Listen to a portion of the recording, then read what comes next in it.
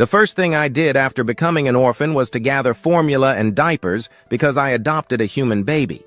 What I didn't expect was that this baby would end up being the reincarnated human empress. In her past life, she fought across the world, enduring countless life and death trials. She killed many powerful beings from other races and ultimately died of exhaustion at the hands of the insect queen mother from space. Now, she has reincarnated at the beginning of the apocalypse 50 years ago, but as a powerless baby. Just as I arrived, I was attacked by orphans. When I opened my eyes again, I discovered I had become a bloodthirsty monster, a zombie. Yet I still retained my human consciousness. Every day, I ate frozen meat from the fridge to quell my hunger. Just as I was about to get food as usual, I noticed a baby about 5 or 6 months old in a room. I saw many toys and children's clothes around the house. On the nightstand, there was spoiled milk, and the blood in the living room seemed to indicate that the child's parents had probably suffered an accident. Shui, for a moment, was on the verge of tears. She couldn't believe that after so long she had reincarnated, but instead of being welcomed by joyful parents, she was attacked by a bloodthirsty zombie. In her past life, with just a flick of her finger, she could destroy everything, but now she was a powerless baby, unable even to lift a finger. She hadn't eaten for a long time, and the fear she felt at that moment made her faint from sheer terror and hunger. I looked at the little one who neither cried nor made a sound. Do I look so terrifying? Did I scare you to death? I quickly reached out to check if she was still breathing. Upon realizing she was, I calmed down. She was so hungry that she couldn't even cry. I felt an inexplicable sense of pity in my heart. In a way, this baby and I were similar. We both arrived in this strange world without knowing how.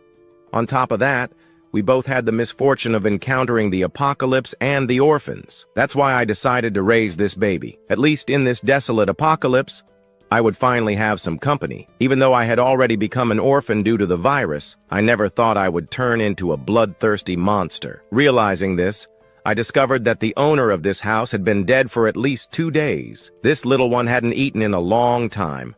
I needed to get some milk first. This baby, about 7 or 8 months old, was too small. Other foods were indigestible. Only formula would work. The formula container on the nightstand was already empty. I had no choice but to go out and find more. I left the room, locked the door tightly, and moved the heavy sofa in the living room to block the entrance completely. Then I went to the kitchen, but there was no food. It made sense. The zombie plague had been going on for a month, so all the food must have been gone. Maybe this child's parents had gone out in search of food, which led to their misfortune. With no other options, I had to go to the upper floors.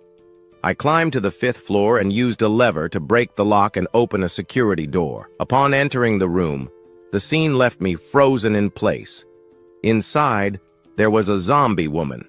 Her white dress was completely stained with blood. Hearing the noise, she rushed toward the door, but upon seeing that another of her kind was standing outside, she reluctantly withdrew. As I stepped inside, I saw the floor covered in blood and a human corpse about 1.5 meters tall. Clearly, after the zombie outbreak, the housewife had turned into a zombie, and the child she had loved the most in life had ended up being devoured. I stood there, immersed in deep silence. I thought of the little one I had seen earlier. If the baby hadn't been locked in the bedroom, she would likely have met the same fate. Perhaps it was a stroke of luck amid the disaster. Although the child was born into this apocalypse, at least she encountered a zombie like me, one that doesn't eat humans. I then went to the kitchen and finally found 2 unopened cans of formula. I also found raw meat that hadn't yet decomposed.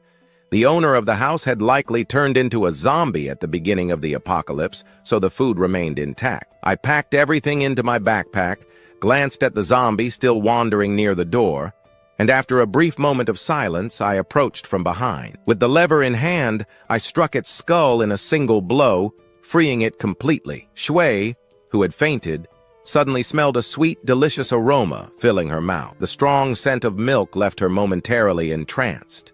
Meanwhile, her starving body, which hadn't felt this sweetness in a long time, instinctively began to suck.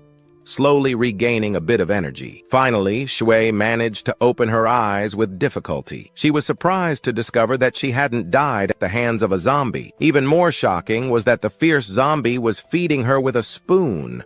Am I dreaming, or am I so hungry that I'm hallucinating? She looked in disbelief at the zombie in front of her, who seemed like some kind of nanny. In her past life's memories, orphans were all mindless creatures that only knew bloodlust. After the orphan crisis, many of her friends and comrades had died at their hands.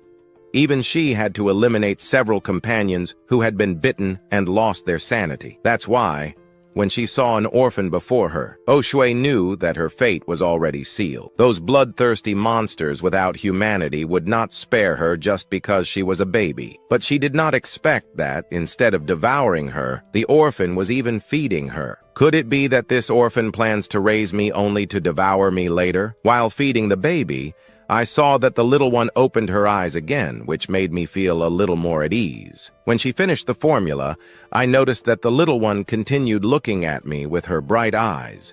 She clearly had not eaten enough. Seriously, can this small body drink so much? I said something without thinking, but then I remembered that I am now a zombie and cannot speak. I could only emit some incomprehensible grunts. That scared Jiru Shui. This is bad. This zombie surely wants me to get full only to devour me later. Shui, who had just relaxed, tensed up again upon hearing the zombie's grunt. Just as she prepared to be devoured, she noticed that the zombie turned away and left. Shortly after, Irui heard a mixing sound. A little later, I returned with a new bowl of formula. Ui was surprised. She had never experienced anything so strange before. Although there was still some fear and concern in her heart, her body instinctively continued sucking. I had to prepare 3 bowls of formula before she was finally satisfied. Looking at the milk stains at the corner of her mouth, I could feel there was still a certain unsatisfied desire in her eyes. This little one really can eat a lot, even though I have never married or raised a child.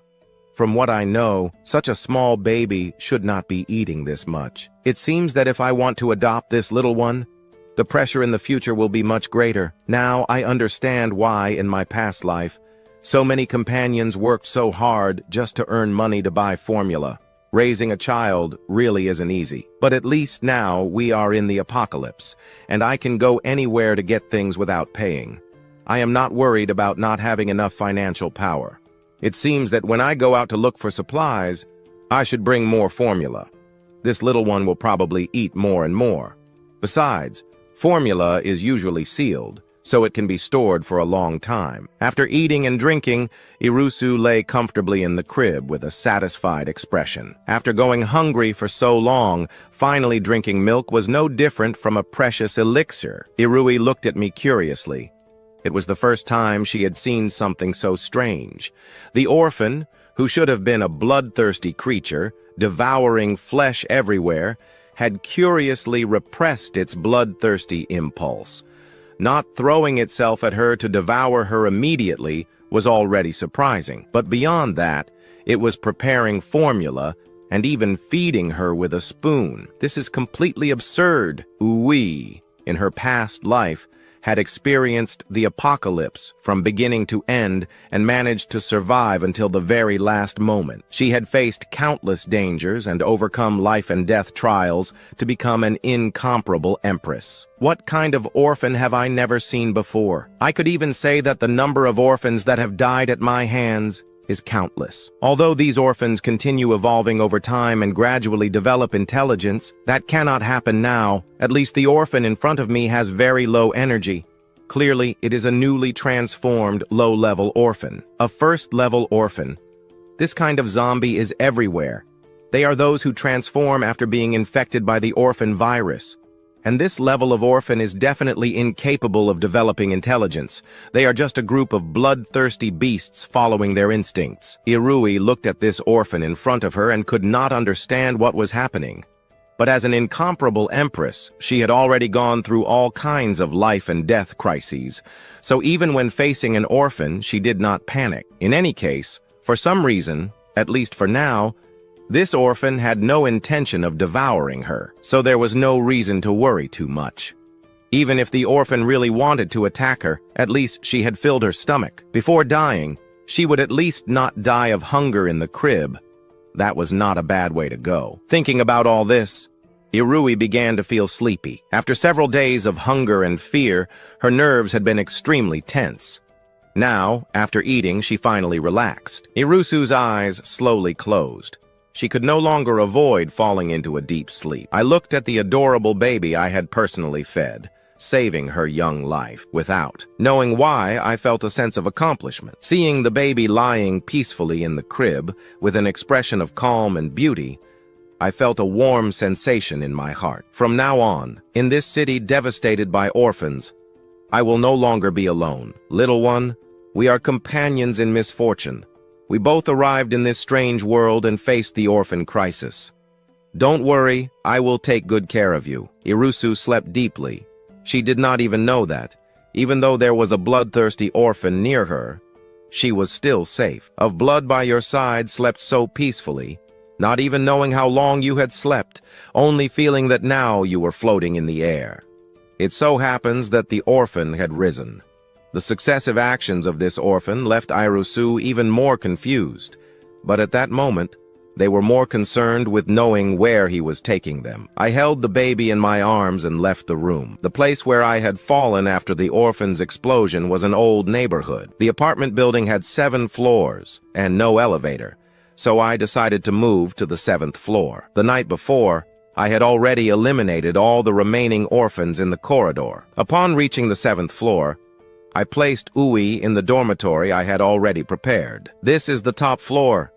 It offers great protection against the spread of odors and sounds. At least for now, it is a safe place to live. Faced with this baby, I truly tried to recover what had been of me as a human. So I decided to make this house a home for her and for myself. In the future, I must also start recovering my human life. The room, which was full of dust, I had already cleaned before. The most important thing is that in this room, I found many baby clothes, diapers, bottles, toys, and children's books. The owner of this room had probably also had children. It is very likely that after the orphan's explosion, the entire family had fled in a hurry. I stopped in front of the window and looked outside, then stretched slowly. I don't know if it was because of the baby, but even looking at this destroyed world through the window, I felt my heart fill with motivation and hope. Then I took a diaper and prepared to change Ui, absorbent, dry without getting wet.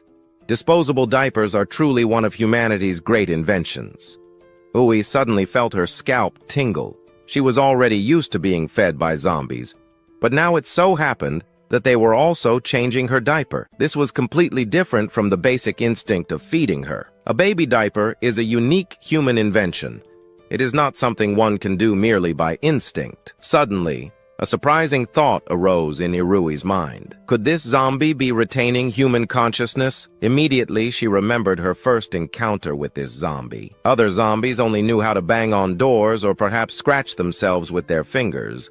But this zombie knew how to open the door. Since the dormitory was locked, he had used a lever to unlock it. Before, Ushu, due to extreme hunger and fear, had not noticed this.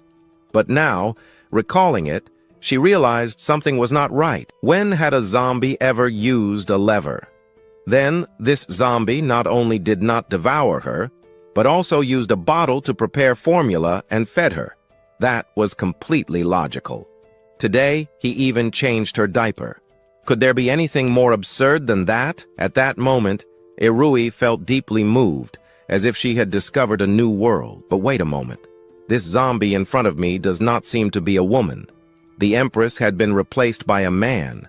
Irusu opened her eyes in surprise, finally reacting and realizing that she had been observed naked. She felt extremely agitated. One must remember that in her past life, she had never even touched a man's hand. Even in the midst of the apocalypse, Irui had never had close contact with the opposite sex. And now, she could not believe it. Her purity had been destroyed by a diaper. Irusu felt completely desolate. She could not believe that after reincarnating, all kinds of things were happening to her. This zombie is really treating me as if I were his daughter. Thinking about this, her heart skipped a beat, and a tragic story involuntarily emerged in her mind. Perhaps this zombie, before the apocalypse, had a daughter he loved dearly. But in the apocalypse, Human life became insignificant in the face of the wave of bloodthirsty orphans. Humans almost no longer existed, especially at the beginning of the zombie explosion. For ordinary humans living in cities, there was no hope of survival. Probably this zombie's daughter had already died after the arrival of the apocalypse, but he still thought of his daughter, that love which goes beyond life and death. That love which goes beyond life and death made this zombie, who should be bloodthirsty, treat me as his daughter.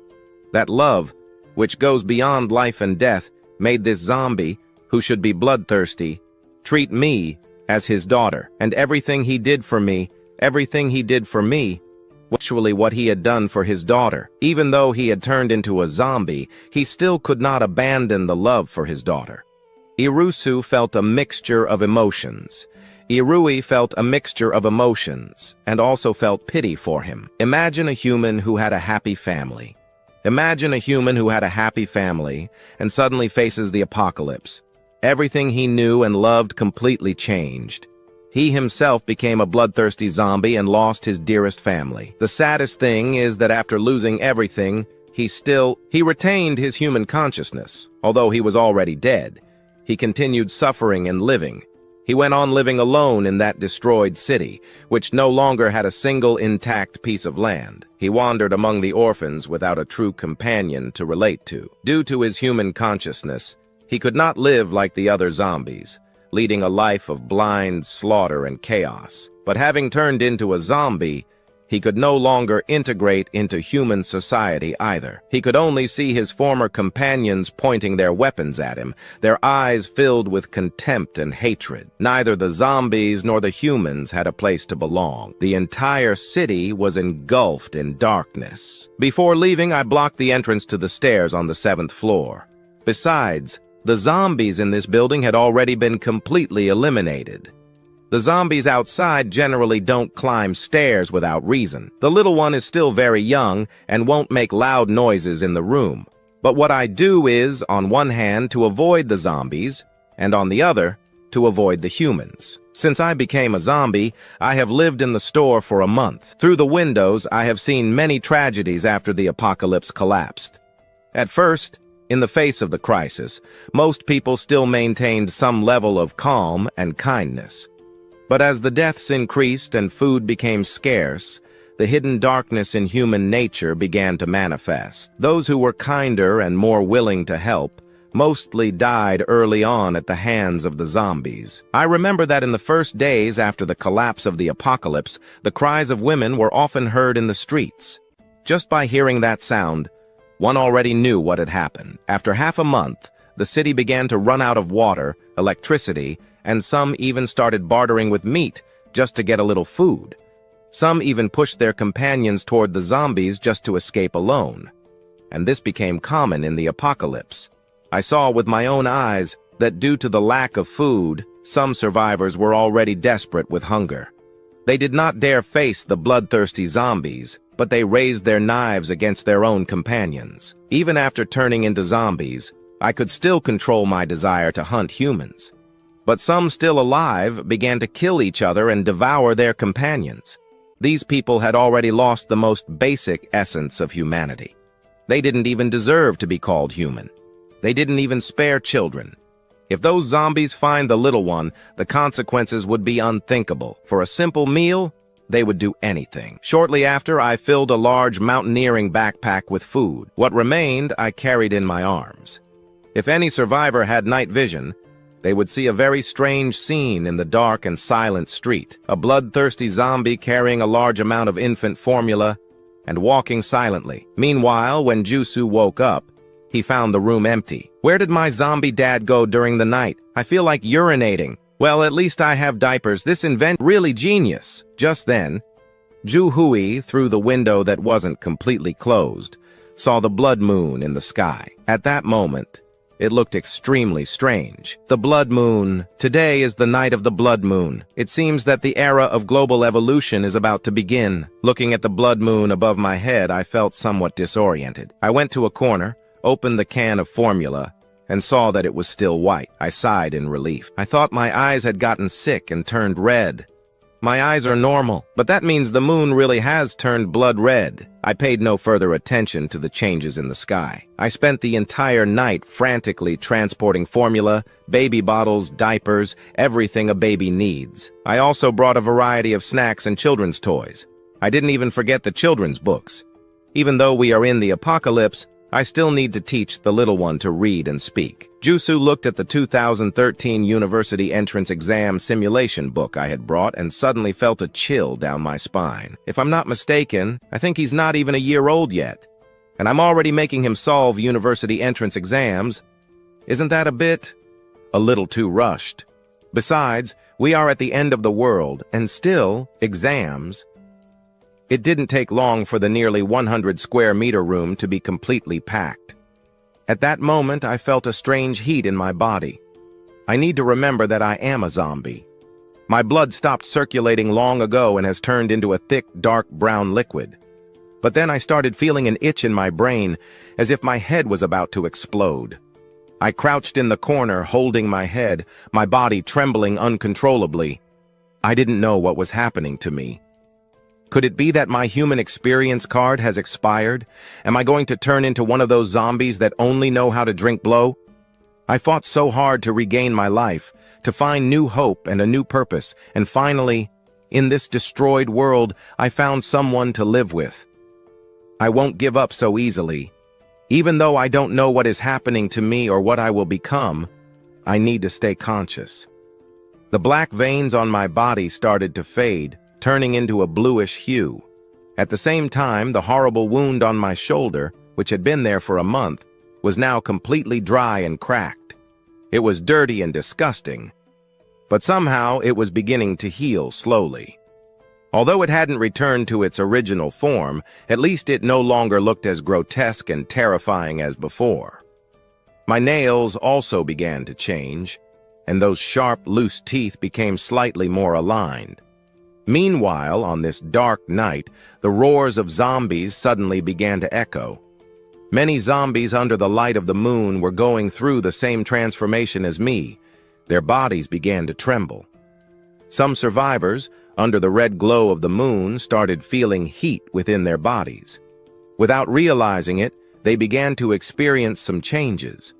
In the dormitory, Yuch Shui was also being bathed in the red moonlight. Outside, her small body began to tremble slightly. Jushu felt an intense heat spreading throughout her body. I don't know how much time passed, but when I woke up again, I realized I was lying in the street. I moved my body a little and noticed it had become more agile. My strength had also increased enormously. Looking at the zombies around me, I saw that they had also undergone a remarkable change. Those disgusting and decayed zombies, after this night, looked slightly more human. It seems that after the blood moon, the monotonous life began to change a little. Somehow, I ended up in this strange world, living each day aimlessly. But now, finally, something is changing. Repetitive life becomes boring over time. Just when I was about to take the supplies home as I passed by a zombie, I suddenly felt a strange sensation in my heart. It seemed that somehow there was a connection. It can't be. After so much time alone, this isn't possible. But soon I realized that this unique connection wasn't because I had strange feelings for that zombie. Instead, I felt that countless threads were emerging in my mind, connecting me to that zombie. They seemed like unconscious puppets, as if their heads were empty, and I seemed to have a special ability. I could transfer my thoughts through these invisible threads, as if I were controlling a puppet with strings. I quickly began to test my hypothesis. Concentrating, I started to feel that the connection with the zombie in front of me was strengthening. In no time, the zombie that had been staggering suddenly stopped, straightened up, raised its hands, and in the middle of the ruined street, began doing chest expansion exercises. I called this strange ability corpse control. It seems that I also have the presence of a great emperor. I didn't stop controlling the zombies. They danced, played basketball, and even rapped. The only problem was that these zombies couldn't speak. Besides, for now, I could only control 2 zombies at the same time, and if they were too far away, I couldn't give precise orders. Suddenly, I remembered that the little one was at home. so I quickly controlled zombies 1 and 2 and ordered them to collect the supplies I had gathered earlier. I immediately headed for the neighborhood. Meanwhile, in the 7th-floor dormitory, Irui finally awakened from her long sleep after the night of the red moon. She woke up with extraordinary abilities, mental control. With just a thought, she could control objects, fly through the air, move things from a distance, etc. It was a completely out-of-the-ordinary ability. What surprised Irui the most was that she not only awakened her mental control ability, but also regained the extraordinary powers of her past life, time control. After several experiments and a long period of analyzing cases in her past life, someone had already proposed that the awakening of extraordinary abilities could be closely related to the human soul. Different souls would have different extraordinary powers, and Irui felt incredibly excited. This time, she was much stronger than in her past life. After all, besides her original foundation, she now possessed the ability to control minds. Now she considered herself a dual-talented person. In her past life, with only time control, she successfully survived the apocalypse, grew stronger, and the terrifying power of time granted her the ability to dominate the entire battlefield. She could make the battlefield stop, speed up or slow down the flow of time around her or her opponents. This talent was almost a divine power. It was thanks to this extraordinary power that Irui finally became an empress. And in this life, she not only had time control, but also mental control. At that moment, Irui heard some noises outside the room. Had her zombie father returned? While lying in bed, she felt growing curiosity in her heart. Could that low-level zombie with human consciousness be able to evolve after the red moon? Would he be able to evolve successfully, or would he be like humans? Would he be capable of awakening extraordinary powers like humans? Would he be able to awaken supernatural abilities? Meanwhile, I quickly reached the rooftop and saw that the cabinet I had left in the hallway was still in place, intact. Relieved, I sighed. This time when I left, I came across the blood moon. The most important thing is that I passed out. It's the first time since I arrived in this world that I feel some attachment. I ran quickly back to the room and saw that the little one on the bed was looking at me with open eyes. Although I had never had a romantic relationship before, this scene made me feel as if I were a father. A baby so calm and adorable in this apocalyptic world. He seems to have the power to purify everything. Little one, you've been without me for so long. You must be hungry. I went to the kitchen to prepare the powdered milk. While mixing the milk, Juhui also watched me. This zombie father realized that many changes had occurred in my body. Now, I seemed more human, but this change was not very evident.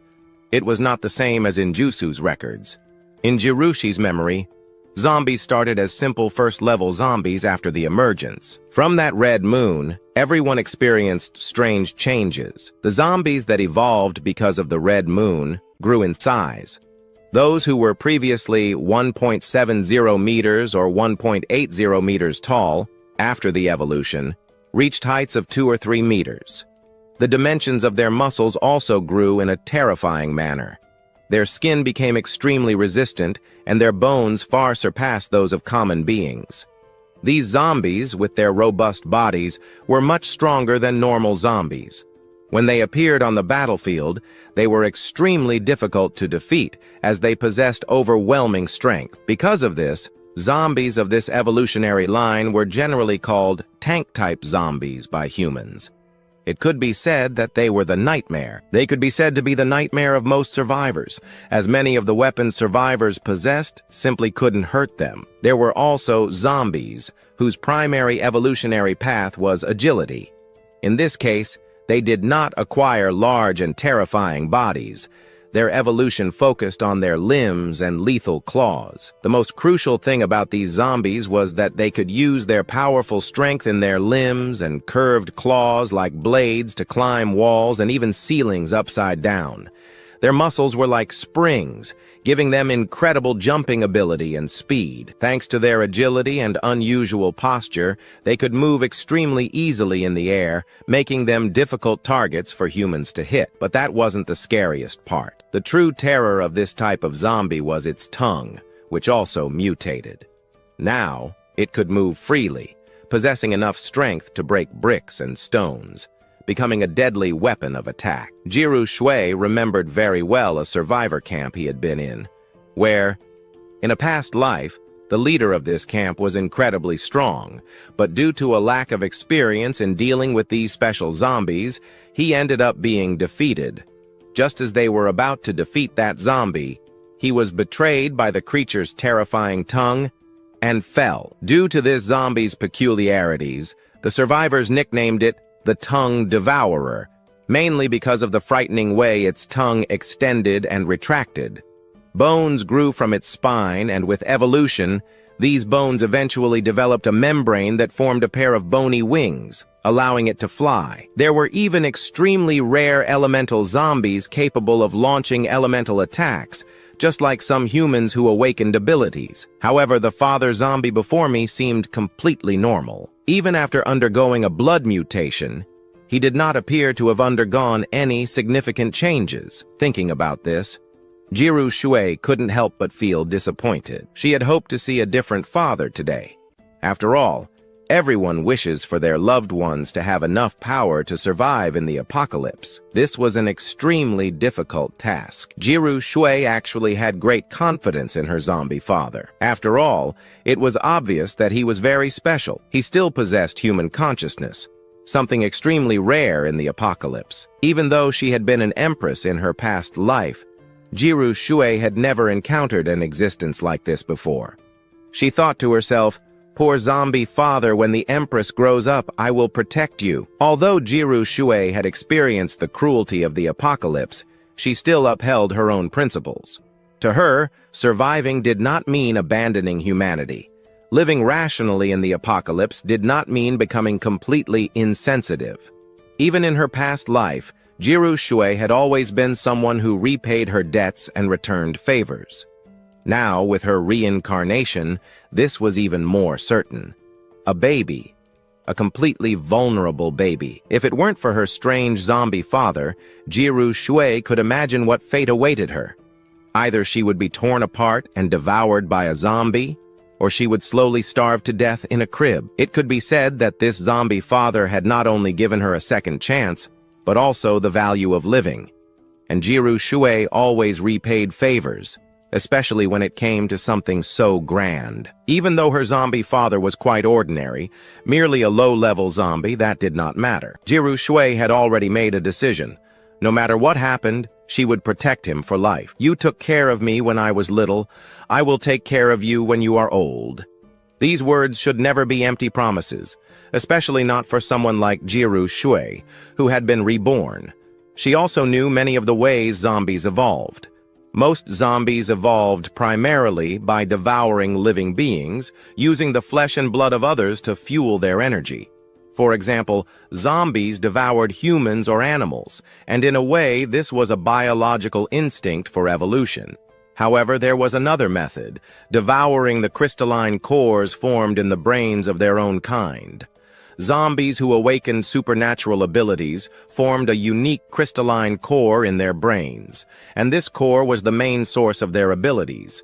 However, only awakened zombies could possess this core in their brains. Ordinary zombies did not have it. Jiru Shui had already made up her mind.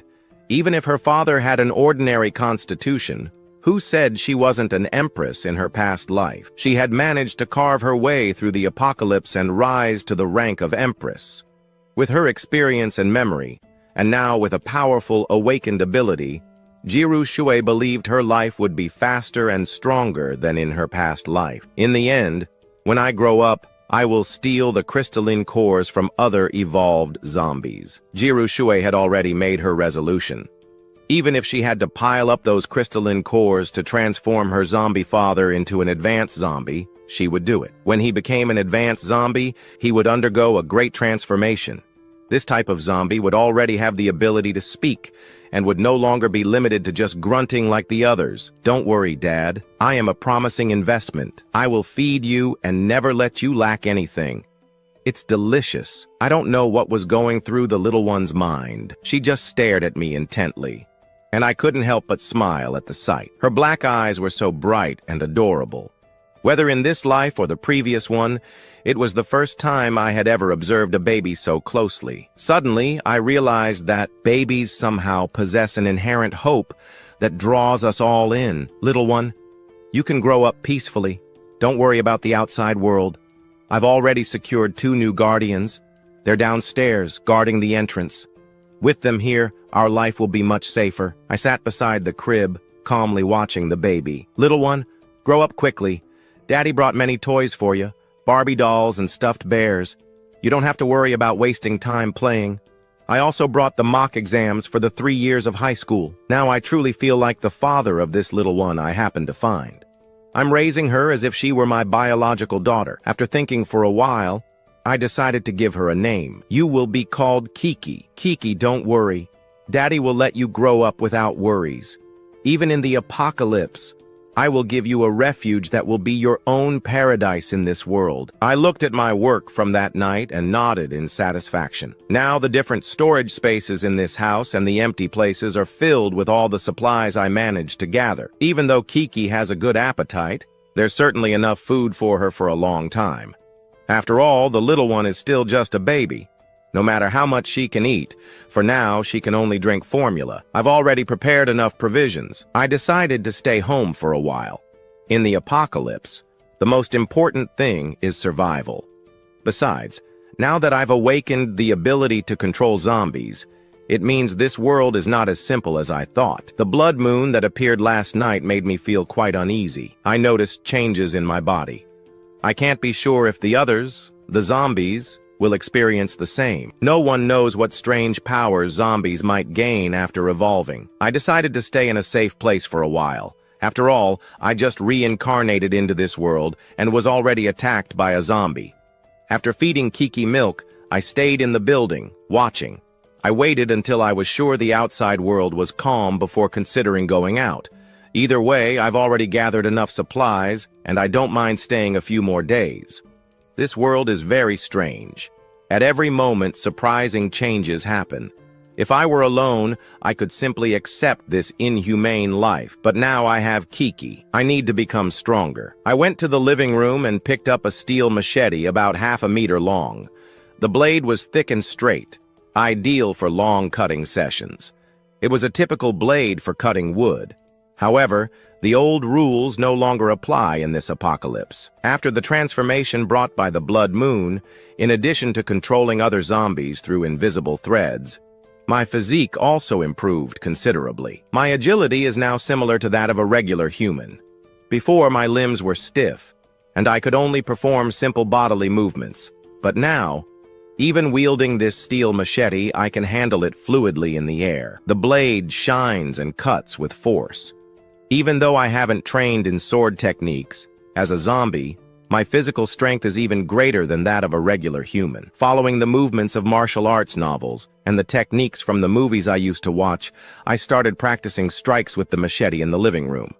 The blade is extremely sharp, practically a melee combat weapon. The destructive power of this machete is far greater than that of an iron bar. I'm confident. With this machete, I'm sure I can split a zombie's head in two with a single strike. While practicing the sword techniques, Jusu began reflecting on his innate abilities in this life. Jusu has 2 very powerful innate abilities.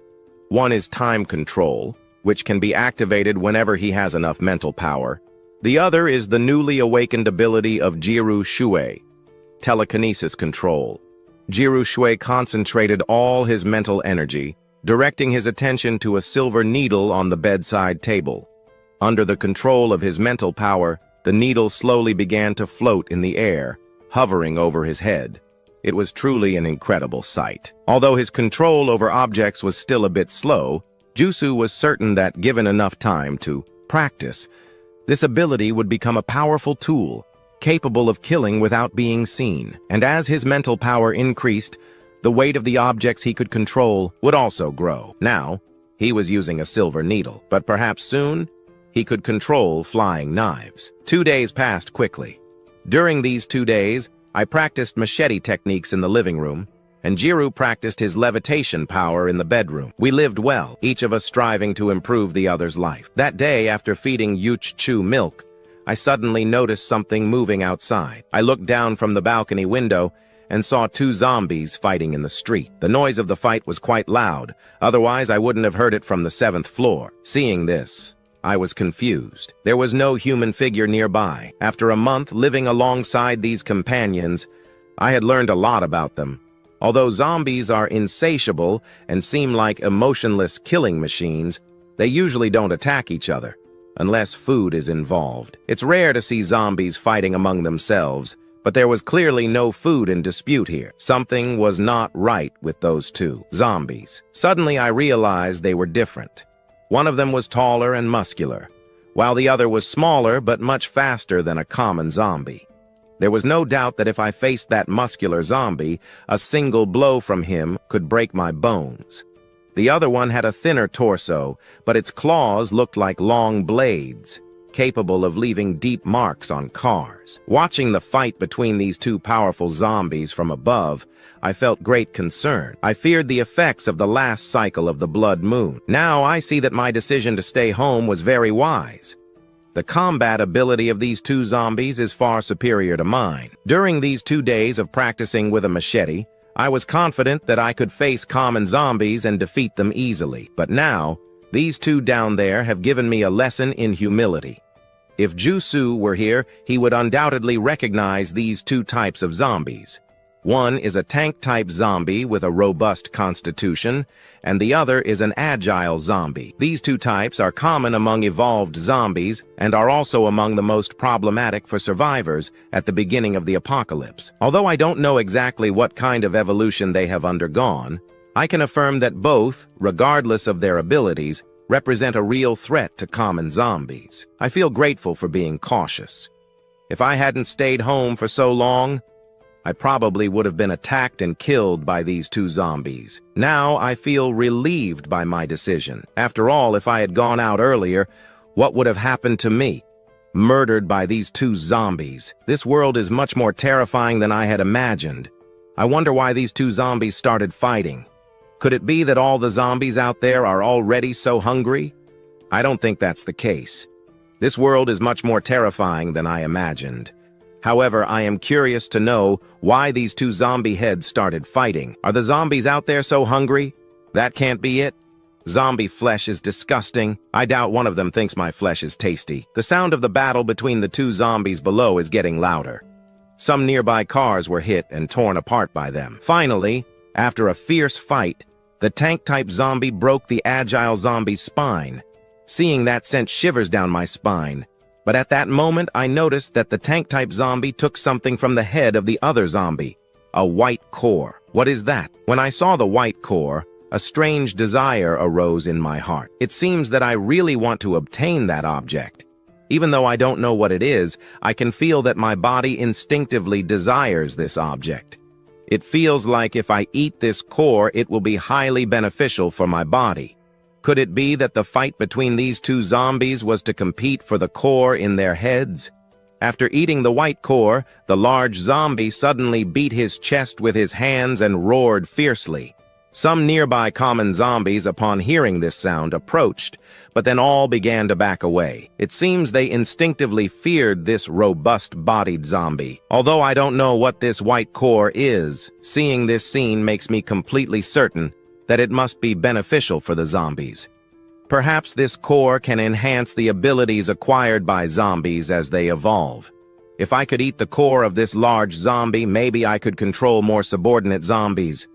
My mental control power is still not very strong. My limit is controlling only these two zombies. If I engaged in direct combat, I wouldn't stand a chance of winning. For now, I can only rely on cunning. However, I must not act recklessly. The plan to obtain the core must be executed with caution. After all, I want to become stronger so that Kiki can grow up safely in this world. But if I make a mistake and die at the hands of the large zombie, then, if I die, little Kiki will have no one to take care of her. I can't let that happen. Meanwhile, Irui, who was lying on the bed, also heard the loud noise coming from outside. Although, due to her current body, she couldn't see what was happening downstairs.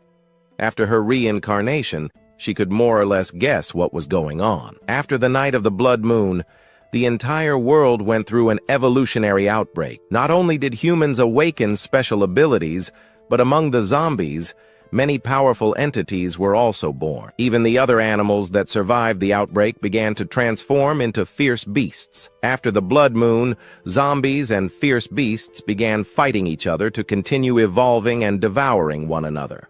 Surviving humans not only fled in terror when facing zombies, but after the red moon, they already had the ability to fight them. At the same time, humans began hunting zombies and ferocious beasts to obtain their cores, and thus investigate and develop a drug based on the extraordinary human gene so they could continue strengthening themselves. However, this extraordinary genetic enhancement drug was merely a product of the early phases after the global anomaly of the red moon. When Ui was reincarnated in her previous life, humans had already researched and used much more powerful cultivation methods.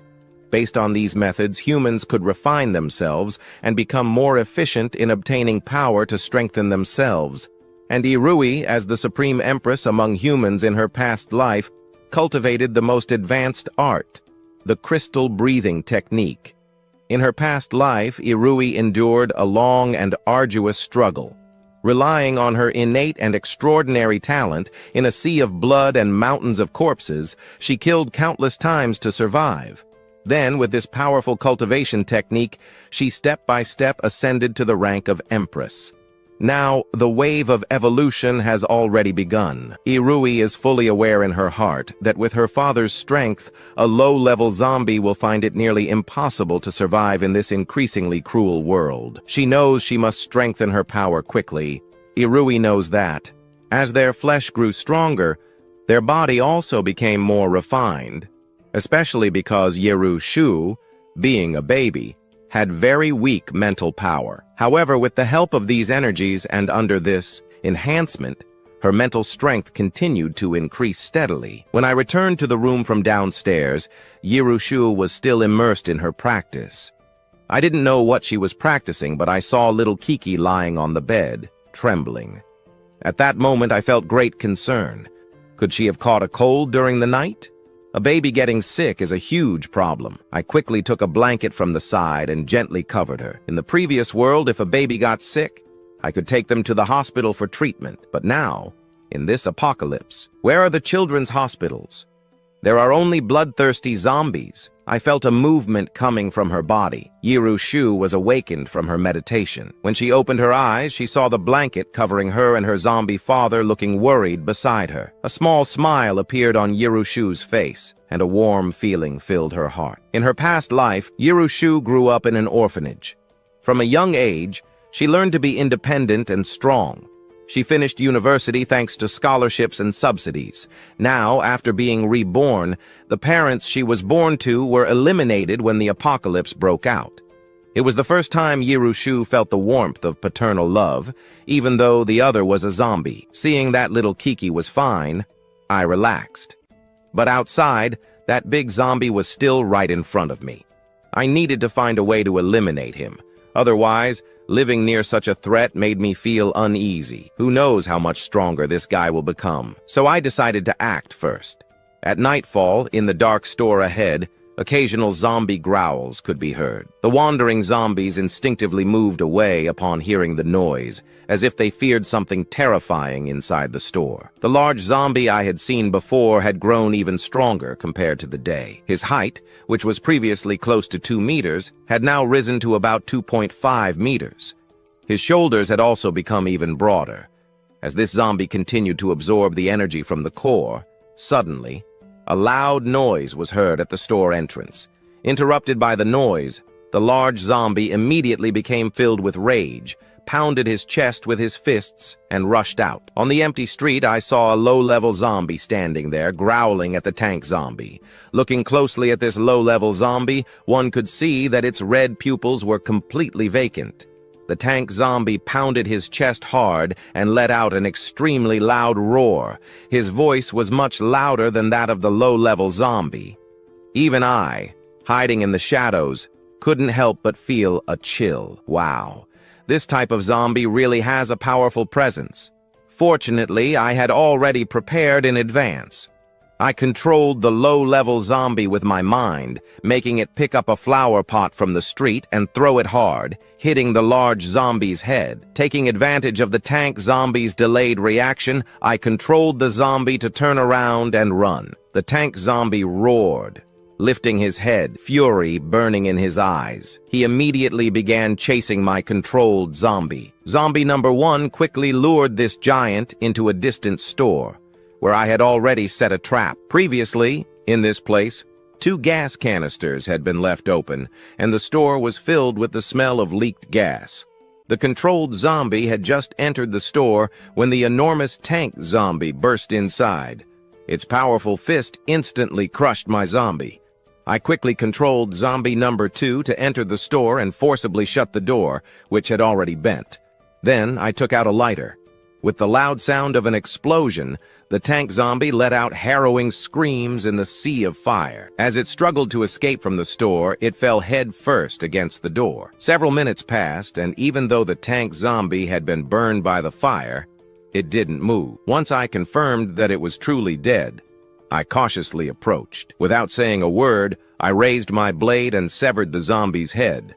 The blade struck forcefully, splitting its skull in two, and I indeed found a special core inside its brain. However, this core was not the same as the one I had seen during the day. It was no longer a pure white. It now had a reddish tint. I realized that this core attracted me in an irresistible way, even more strongly than the previous time. It was possible that red. If all these cores turn red, wouldn't they become much stronger? I quickly stored the core and then chose 2 healthy zombies wandering nearby, converting them into my subordinates. After reconnecting the 2 zombies, I quickly returned to the neighborhood and assigned them the task of guarding the entrance. I went up alone to the 3rd floor, confirmed that everything was safe, and directly swallowed the core. The moment I did so, I felt the core dissolve inside my body. An immense power flooded my limbs, continuously refining my body. My skin, which was slightly withered, began to transform more into a human-like form. My strength, agility, and endurance improved slightly compared to before. The massive power flowed into my brain, and upon experiencing the core's evolution, I couldn't help but let out a roar of rage. The zombies wandering below trembled involuntarily upon hearing my roar and then slowly began to move away. After the evolution, I felt my mind extremely clear. My senses also seemed much sharper than before. Most importantly, controlling zombies was now much easier. Excited, I ran to the street to test things out and discovered that my mental power had drastically increased. Now I can control 5 zombies at the same time. The most incredible thing is that I acquired a new ability. I can share the vision of controlled zombies. Now I have total remote control. With this ability, I no longer need to leave home to do whatever I want. I just need to command my subordinates to do it for me. Now that I don't have to show myself, it will be much easier to kill, steal, and plunder. At that moment, Ushu was lying on the bed, a little restless. It's already so late. Why hasn't my zombie dad come back yet? She had heard the loud explosion at the store earlier, as well as the terrifying evolved zombies. The roar of the tank-type zombie at night was intimidating. Although Irui was the reborn empress, in her current baby form, she could not face an evolved zombie with advanced combat strength. Now that I'm on the 6th floor, I don't have to worry too much about being discovered, but I'm anxious about my zombie dad, who hasn't evolved yet. A normal, unevolved zombie has only one fate when facing an evolved zombie: death. Zombie dad, please don't let anything happen to you. I still can't walk. If something happens to you, I'm done for. Irui began to doubt. Is my luck really this bad? It seems that both in my past life and in this one, I've had bad luck with my parents. Now, after so long, I finally have a zombie dad. But he has already died once.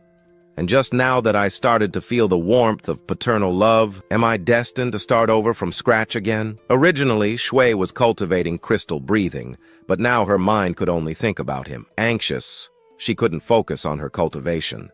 Without realizing it, these two, father and daughter who met by chance, had already become essential companions to survive in this apocalyptic world. At that moment, the sound of a door opening was heard, and Ushu sighed in relief. A low-level zombie doesn't know how to open locks. Only my zombie dad, who retains human consciousness, can do something so surprising. That's good. That's good. The important thing is that nothing happened. A slight smile appeared on Ui's face. I entered and saw the little one smiling. Her adorable expression warmed my heart. I went straight to the kitchen to prepare the powdered milk. Even though we're in the apocalypse, I feel that my life is becoming more and more hopeful. Little Kiki, be good. Daddy got stronger. Now I can protect you better so you can survive this apocalypse. In the following 2 days after my power increased, I didn't leave Tower C. Instead, I used my mental power to send my subordinates to search for supplies in the surroundings, skipping over multiple zombies at once. Everything became much faster than moving things alone. Now, I have transformed several floors below into my own warehouse, gathering all the supplies Shui might need now or in the future. I even collected various tools to face the zombies. After witnessing the fierce battle of the evolved zombies, I realized that perhaps after that Red Moon night, to live better, I must improve my combat skills and also prepare proper defenses. Using mental control, I brought in some gas cylinders, gathered the fire axes locked in each building. I can light fires to make Molotov cocktails. I even collected iron levers, shovels, and kitchen knives, taking everything that could be useful. During this time, whether taking care of Shui or training my combat skills in an empty room, my life had become almost a daily routine, but I felt that it was a very fulfilling life. Meanwhile, Jusu lay in bed, only drinking milk or practicing crystal breathing. Her body was still too weak. Now, her body is too weak. Jusu must improve her power through breathing. After completing her, Jusu practiced and exhaled slowly. After some time of training, his mental power had improved a little. Upon hearing some vague noises in the room, Jusu slightly furrowed his brows. He didn't know if his zombie dad had retained the consciousness of his previous life. That's why, the night before, he went out to gather supplies. But now it had already been 2 days since he last went out. Recalling the battle between evolved zombies some days ago and the strange sounds of explosions and terrifying zombie screams near the complex, Jusu supposed that his zombie dad had probably been unlucky and encountered those evolved zombies with special abilities. Jiru Shui could imagine that, as a common low-level zombie, his zombie dad probably felt very scared. Now, he could not only be killed by human survivors, but also by his own fellow zombies, and even by wild beasts that had become stronger. As a low-level zombie destined to be cannon fodder, surviving in the apocalypse was already very difficult, and he still had to divide his energy to sustain himself, take care of his food, his life, and his safety. This was truly a heavy burden for him. Jiru Shui felt very moved. Despite the difficult circumstances, his dad didn't seem to have any intention of giving up. One must remember that in this apocalypse, life had become extremely valuable. Life was now a precious existence. Jusu calmly looked at the night sky through the window, his bright eyes revealing an unusual calmness and serenity for his age. It seems that I must also accelerate my training. As time passes, there will be more and more evolved zombies and wild beasts.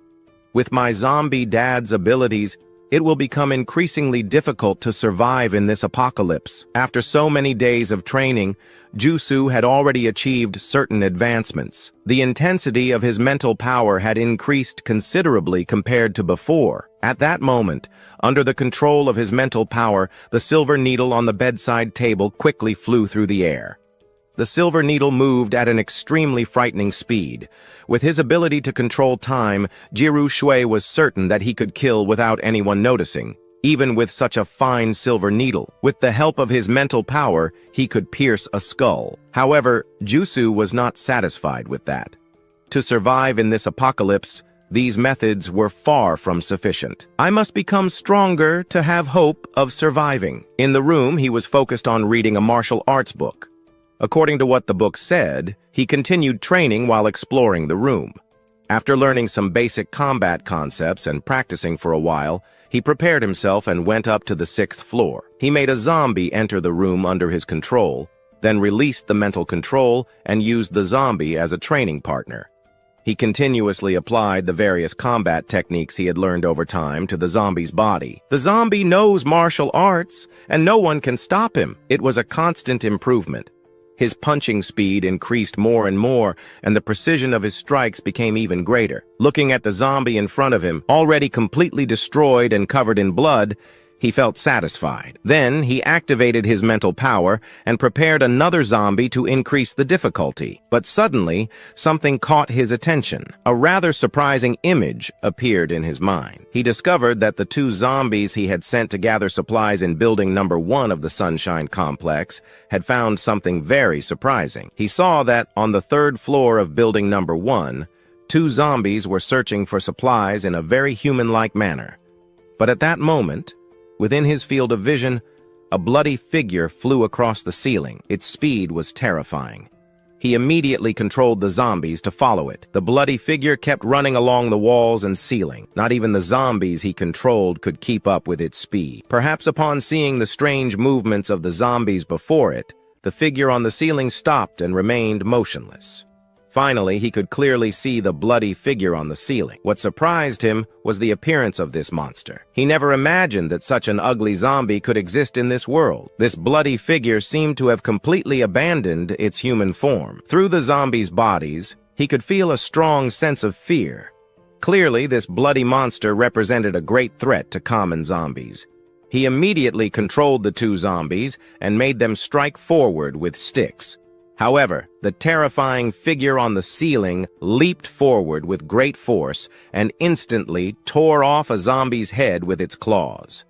The other zombie, without time to react, saw a bloody line swiftly cut across its skull. The agility of this bloody monster was impressive. Not even the 2 zombies he controlled could do anything and were eliminated in an instant. What the hell is this monster? And what was it that killed my zombies? Could its tongue be that long? He never expected that this zombie had not only lost its form, human, but also used her weak tongue to attack. Bloody shot. And my zombies couldn't react in time. At that moment, I became very worried. It seems that the evolved abilities of the zombies greatly exceeded my expectations. From now on, I can't waste time. I need to continue practicing martial arts every day, fighting directly against the zombies to continuously improve my combat skills. Using this simple method, I seek to achieve the greatest possible improvement. After these days of experiments, I discovered that the nuclear crystal is probably only formed in the brains of evolved zombies. In recent days, I have killed several common zombies, but found nothing in their brains. Time passed quickly. A week went by in the blink of an eye. Now I am facing 3 large zombies attacking me at the same time. Dodging their bites with ease, using my agile movements, I seize the opportunity and deliver a direct blow to their jaws. In an instant, the 3 terrifying zombies are lying on the ground, motionless, at the center of the room. Feeling satisfied, I reflect. These zombies I encountered were relatively strong, but even so, I killed them easily. Now I am very confident. I can go out, face zombie attacks, and still maintain a good defensive capacity. In the room, little Juhui, like a baby, did not neglect his training. While Juhui concentrated his mental power and applied it to his body, his small frame began to react. In fact, he began to float slowly. Although his body has not grown much faster, his mental power has increased considerably. After a period of immersion in training, Jusu's mental power now allows him to levitate a few centimeters off the ground. But this is still not enough. This is still not enough. Being just a baby, he can already lift his own body. Jusu's feat at this moment is truly terrifying. However, he does not show a single sign of not enough. Jirusue understood that from now on, there would be more and more evolved zombies and ferocious beasts. These types would face each other in increasingly frequent wars. If he wanted to survive in this city full of the undead, he would need to have enough strength for it. The most important thing was that Jusu knew he was not in a condition to protect his zombie dad. After the blood moon, there was no significant mutation. Clearly, His father was still a common zombie. In this post-apocalyptic world, low-level zombies are the most unfortunate. When encountering evolved zombies, they could be easily eliminated. If they met an extraordinary human, they could also be defeated. Without sufficient power, it was very likely that Zombie Dad would not survive much longer. Below, there was the constant noise of banging. What was his zombie dad doing all day? Even with a separating layer, the sound of zombies training in combat in the living room still reached Jiru Sui's ears. However, what worried Jiru was that his zombie dad hadn't gone out to search for resources for more than a week. With what was still left in the house, there was no problem for now, but sooner or later, it would run out. Jiru understood this perfectly. After all, his zombie dad was just a common zombie, and given the enormous power difference, he had no way of facing the evolved zombies outside. He had no chance at all. It wasn't his zombie dad's fault. If anyone was to blame, it was this cruel world. Jiru only hoped to be able to improve his strength quickly through the breathing technique. He wanted to grow up quickly, like the human empress. Jiru didn't like feeling like a burden to others, and also hoped to be able to protect his zombie dad's life with his own strength. The most important thing for Jiru was not to lose this valuable family bond, even if the family bond he had was with a zombie. Jiru continued following the breathing technique, absorbing energy factors. Meanwhile, he controlled silver needles that moved through the air, constantly piercing. As the technique continued to function, his expression became more and more determined. Just as he was preparing to go upstairs and feed Kiki, the zombies searching for resources outside made a new discovery. He saw, on a nearby street, a zombie with a slightly weakened body but with clearly evolved claws and significantly increased speed, chasing a human who was fleeing in terror. He recognized it instantly. This agile zombie chasing the survivor was the same one he had seen days before, the one that had been crushed by a giant. Before the survivor could react, the agile zombie sank its claws into him, ending his life. What an opportunity. His eyes shone immediately. He sent a zombie to follow and watch it. Ever since he devoured the crystalline core and experienced that overwhelming surge of energy, he couldn't resist the desire to become stronger. He left a zombie at a fixed distance, closely observing the agile zombie. The other 4 zombies abandoned their original tasks, grabbed heavy and sharp firefighter axes, and quickly advanced toward the location where the agile zombie was. The 4 zombies, holding long axes in their hands, advanced with firm and synchronized steps. It looked like a group of lumberjacks marching through the streets. The scene was truly bizarre. If survivors saw this, they would probably be left speechless. After all, they had never seen zombies actively using weapons before. This would be like defying the heavens. Soon, the 5 zombies gathered, 5 common zombies, each with an axe, ready. All ready for action, all with fierce expressions and blood-red eyes. At this moment, they were prepared to attack. I did not act impulsively, but instead organized the 5 zombies to walk as if they did not care, heading toward the agile zombie. I made the zombies spread out a little from one another. After all, 5 zombies with axes gathered together would attract too much attention. Moreover, carrying axes would make fighting difficult if they were too close. But I was not foolish enough to disperse them too much. If the zombies spread out too far, they might not be able to get close before being noticed by the enemy. One after another, they were taken down. That agile zombie had gone many days without eating fresh human flesh. At that moment, the smell of blood was like a rare delicacy to him. The zombie devoured the flesh without concern. Some other nearby zombies, having heard the noise, instinctively approached. In the face of these low-level zombies, the agile zombie roared several times. His presence was so powerful that many zombies were frightened and did not dare to approach. Only then, satisfied, did he continue enjoying his meal. But at that moment, the zombie heard footsteps approaching again. He saw 5 common zombies who, as if they did not fear death, ignored him. His warning was disregarded, and they continued walking toward him. The agile zombie roared again, irritated, and his tone seemed full of impatience. However, what he did not expect was that those 5 low-level zombies, without saying a word, would run directly at him. "Let's go!" Kill him! I quickly controlled the 5 zombies, who advanced toward the agile zombie. Earlier, I had made them simulate low-level zombies, wandering aimlessly toward the target. After all, the agile zombie was very fast and had claws capable of tearing apart a car. If I was not careful, I feared the zombies could be easily eliminated. So, when the 2 sides were only 10 meters apart, I launched the attack. The 5 zombies I controlled were strong, robust adults, all male. In an instant, they reached the agile zombie, their axes gleaming, and without hesitation, they attacked immediately. Seeing that 5 low-level zombies dared to attack him, immense fury flashed in the agile zombie's eyes. His body moved instantly. However, being at a disadvantage in hand-to-hand combat, in the very first clash, the agile zombie suffered an injury. Although his speed allowed him to dodge most attacks, I was already prepared. I had set up a semi-ambush. Unless he retreated and fled, he was doomed to suffer injuries. His right arm and back were cut in the first strike. One of the zombies attacked between his ribs under my control. 2 zombies attacked from the front. The agile zombie had great strength. With his claws, he pushed the 2 zombies back a few steps. However, the other 2 zombies did not hesitate and attacked immediately, cutting off large chunks of flesh. Even so, the agile zombie suffered serious injuries. Furious, the agile zombie exploded in speed. With one strike of his claws, he crushed the head of one of the zombies. But the remaining 3 zombies arrived quickly. The agile zombie was fast, but he could not avoid the axes falling upon him. 3 blows struck his body, and one of them severed his head. No matter how skilled you are, you cannot win against a kitchen knife. Besides, I had 5 axes.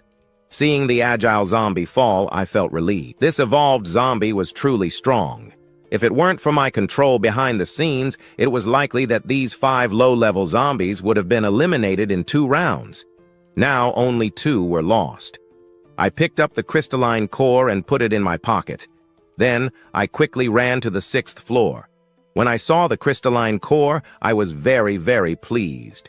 This crystalline core was the same as the one I had devoured earlier, white with a hint of red. That meant that the agile zombie I had just defeated was not only an evolved zombie, but had also devoured a crystalline core. No wonder the agile zombie moved so fast. He had already undergone an evolution. With that in mind, I calmed my excitement and swallowed the crystalline core. Powerful energy began coursing through my entire body. It was the same sensation I had experienced before. I recorded the process of the energy increasing in my mind. After a moment, I felt total clarity. A sense of lucidity once again flooded my brain, and a faint smile appeared on my face. My power had increased, especially in my arms, which were now as hard as steel. Even the agile zombie's attacks, capable of tearing apart cars, could no longer penetrate my arms. Quickly, I picked up the machete, steel at my side, and I began to swing it. At that moment, the gleam of the blades illuminated the room, and the sound of the air being sliced was fierce. A glint of excitement passed through my eyes. As expected, devouring the crystalline core greatly enhances speed. My close combat power increased tremendously. Now my mental strength was enough to control 10 zombies. Moreover, the maximum control distance had reached 3,000 meters. Excited, Lu Xuan quickly ran downward. Among the nearby zombies, I chose 10 strong and healthy ones with good legs.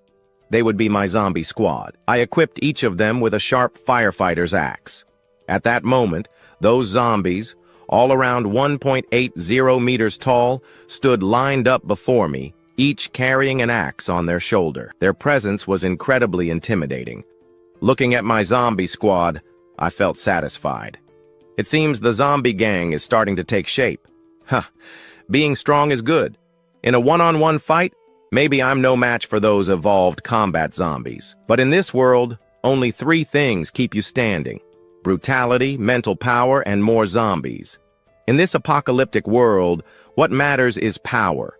Who will fight against you if their brain hasn't evolved, only their muscles? Who will engage in direct combat? I follow a mass strategy. What I use is the tactic of crowds. Looking at my increasingly strong troops, the confidence in my heart grew even more. I turned toward building number 1, not far away. A look of cold, murderous intent crossed my eyes. In that building, there is an incredibly terrifying creature. It is completely different from all the zombies I've seen before. I don't even know if I should call it a zombie. As a member of the zombie species, I really don't want to admit that I belong to the same species as that creature. Controlling my zombies, I felt death firsthand. The bloody image of that creature left an utterly terrifying impact on me, especially after facing the agile zombie directly. Compared to that, this blood-stained creature makes me feel even more fear. Even an agile zombie that has undergone 2 evolutions couldn't resist my army tactic. But that blood-stained figure, its speed is even greater than the agile zombies. Its attack is much more ferocious. What worries me the most is that it has a tongue that can be used as a secret weapon. It's nearly impossible to avoid. 2 zombies were eliminated in an instant. I'm not sure if 10 zombies can defeat it. After thinking about it, I still shook my head. With my current strength, it's very difficult to guarantee victory. With this ticking time bomb around, I can't even sleep peacefully. When I returned to the 7th floor, I prepared the milk in time. I grabbed a spoon to feed Xiaoqi little by little. The little one seems to have an increasing appetite. The milk it drinks is very tasty and sweet. Even in this apocalypse, Xiaoqi hasn't lost its appetite. After feeding Xiaoqi, I picked up the toys I had looted. Jiruzu looked at his clumsy zombie father awkwardly handling the toys. For a moment, he felt completely bewildered, even though he outwardly looked like a baby. Clumsily playing with the toy for a moment, she felt completely bewildered.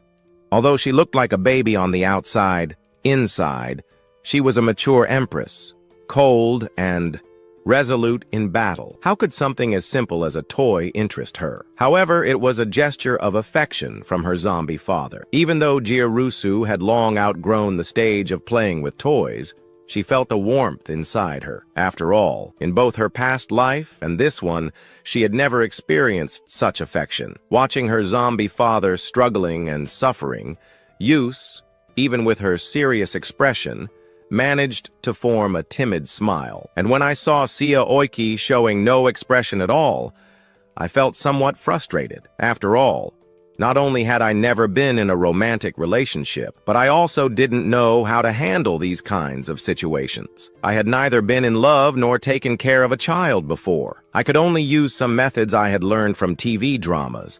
I thought I had failed, but to my surprise, the little one actually smiled. That made me feel relieved. Then I tried even harder to make Jirusu laugh. Jirusu couldn't help but have her eyelids tremble. Being too kind is not always a good thing.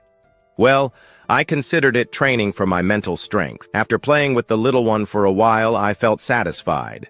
I then walked toward the window, forming a cold smile. I'm almost ready. It's time to investigate that guy a little more. I selected a few wandering zombies to form my team. After a careful selection, I completed my squad with 10 zombies. Each one was tall, robust, and had intact limbs. They hadn't been bitten by other zombies. That bloody creature left such a strong impression on me last time. The 2 zombies barely put up a fight and were eliminated instantly. The huge difference in combat power prevents me from underestimating the enemy. Looking at these 10 strong zombies wielding firefighter axes, I nodded in satisfaction. These 10 zombies lined up really exerted great pressure. I think that even if we encounter large zombies, with these at my front, I still feel like something is missing. After thinking about it, I slapped my forehead. I had only equipped them with weapons, but at the very least I should prepare some armor for them. I remember that at the street corner there's an electric bicycle shop that also sells helmets. I then took my zombies and broke into the store. Afterward, I placed a fully enclosed motorcycle helmet on each zombie. Seeing my zombie squad now with their new look, I felt very satisfied. These 10 zombies, with completely enclosed black helmets and firefighter axes, formed a line. Their presence was so intimidating that anyone might mistake them for a gang of bikers returning. After returning with my zombie squad, We marched toward building number 1. I want to see if this creature can stop my zombie army. I'm still in building number 5, controlling my zombie squad. As we entered the large building, they started from the first floor, searching room by room. They quickly checked the 4th floor, and in no time, they finished searching it, but still found no trace of the bloodthirsty creature.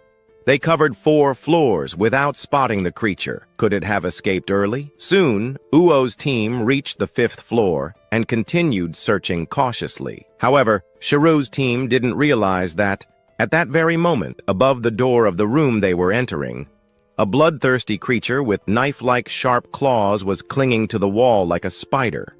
It lurked silently on the ceiling, observing Uo's group with a savage gaze. The position of this bloodthirsty creature was extremely difficult to detect.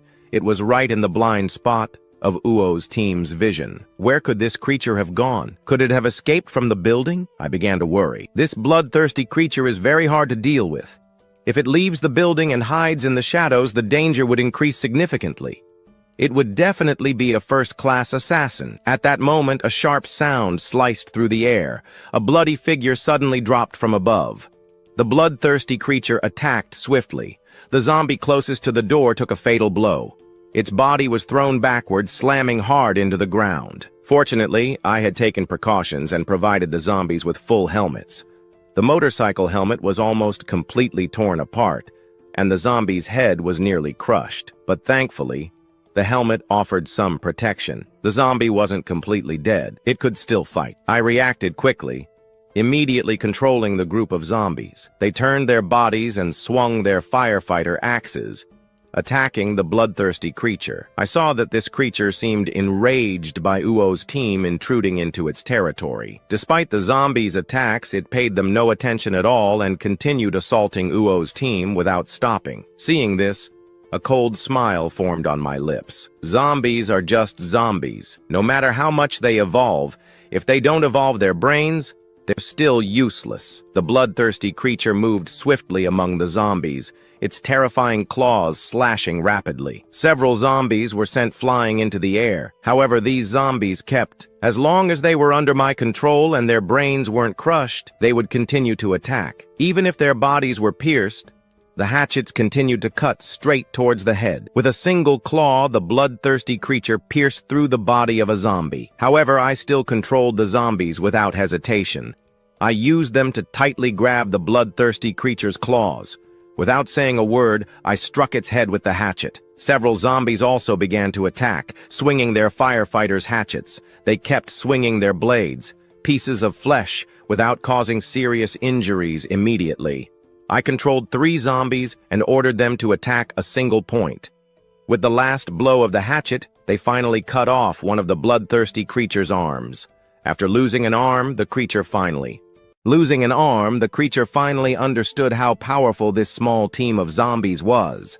It leaped out of the circle of zombies and climbed onto the roof. Immediately, I controlled the zombies and ordered them to throw their firefighter axes toward the rooftop.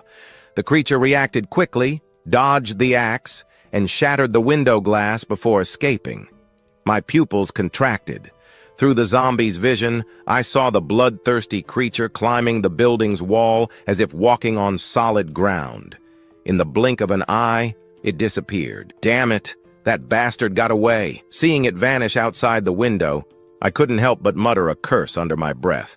If we hadn't managed to eliminate it this time, it was highly likely the creature would become even more cautious. It might even seek revenge. Its strength in its limbs was terrifying. It could easily cling to anything and attack at any moment.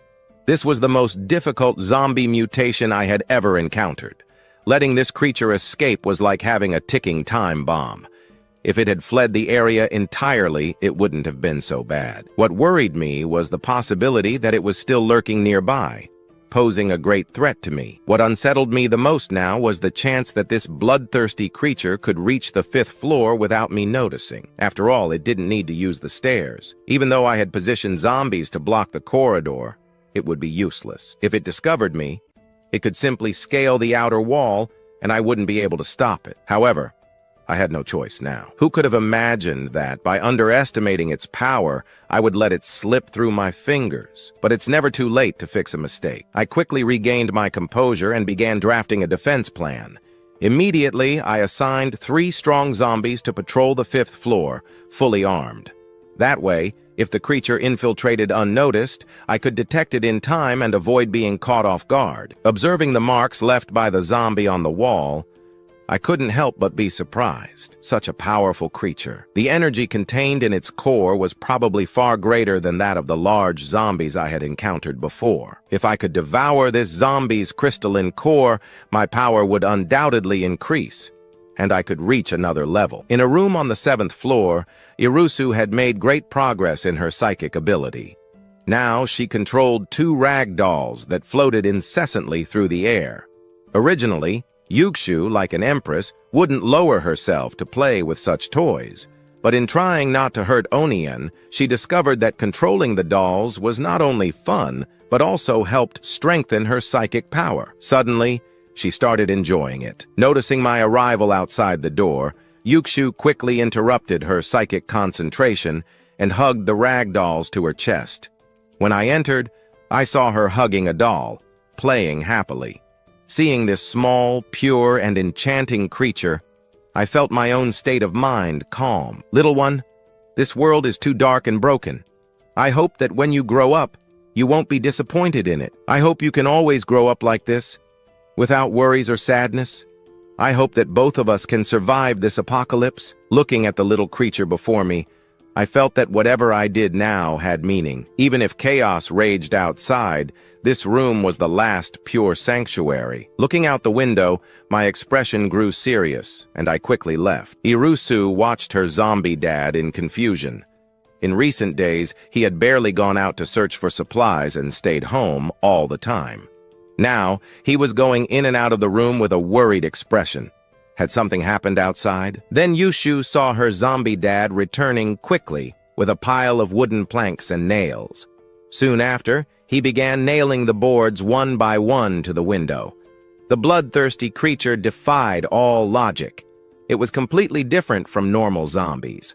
Although it couldn't walk upright, it could scale and run along walls impressively. Even the building's walls seemed like solid ground to it. The 7th floor, which had once been very safe, no longer was. Even though I had stationed zombies to patrol the corridor for security, this creature didn't follow normal paths. If it climbed through the bedroom window, it would be completely impossible to stop it. I couldn't monitor the window at all times, so the only thing I could do was seal it with wood. This way, at least I wouldn't be caught off guard. At the very least, I could partially guarantee Irusu's safety. Lying in bed, Irusu watched the scene before her with slight confusion. Her zombie dad had stayed home for several days without leaving. But today, he suddenly decided to seal the window. Seeing her zombie dad so focused, Irusu raised an eyebrow slightly. Did he sense the power of the evolved zombies? Is he so scared that he wants to hide from the chaos outside? She thought for a moment, and concluded that this was the only possibility. After all, who in their right mind would seal a window? But it didn't seem like he was so scared that he would actually do it. Irusu shook his head, somewhat resigned. My zombie dad really is a coward. Looking at his zombie dad as he examined the wooden planks, Uksho felt something different. Even though he was a zombie, he had already surpassed most people in this apocalypse. But for Irui, both in his past life and this one, it was the first time he had felt such deep paternal love. Zombie dad, wait for me. It won't take long. Soon you won't have to worry so much anymore. Just give me time to grow and I will be the one to protect you. Looking at the bedroom window, I felt satisfied. The bloodthirsty creature was undoubtedly very powerful, but even if it tried to break through the glass and wooden planks, it would take time and effort. It slaughtered zombies as if they were nothing. But in terms of strength, it was much weaker than the great zombies. At the very least, the window's protection would buy me time to react. 3 days passed quickly. I ordered the zombies to continue patrolling the area, but since the bloodthirsty creature had disappeared, it had not reappeared. Not seeing that terrifying figure gave me a sense of relief. However, I did not let my guard down completely. I continued organizing 2 zombies to constantly patrol the 5th floor. After all, zombies don't need to eat, drink, or rest, and I don't have to pay them a salary. Suddenly, I felt a wave of mental energy in my head. One of the zombies searching for supplies had made a new discovery. The zombie turned around, and they were all stunned. That is a zombie? The few who had just stepped outside were frightened to see the zombies I controlled. Their eyes were full of terror. I was also a little startled by them. I hadn't expected there to be survivors nearby and didn't want to cause more trouble. I prepared to make the zombies move away from the store. Look at how scared they are.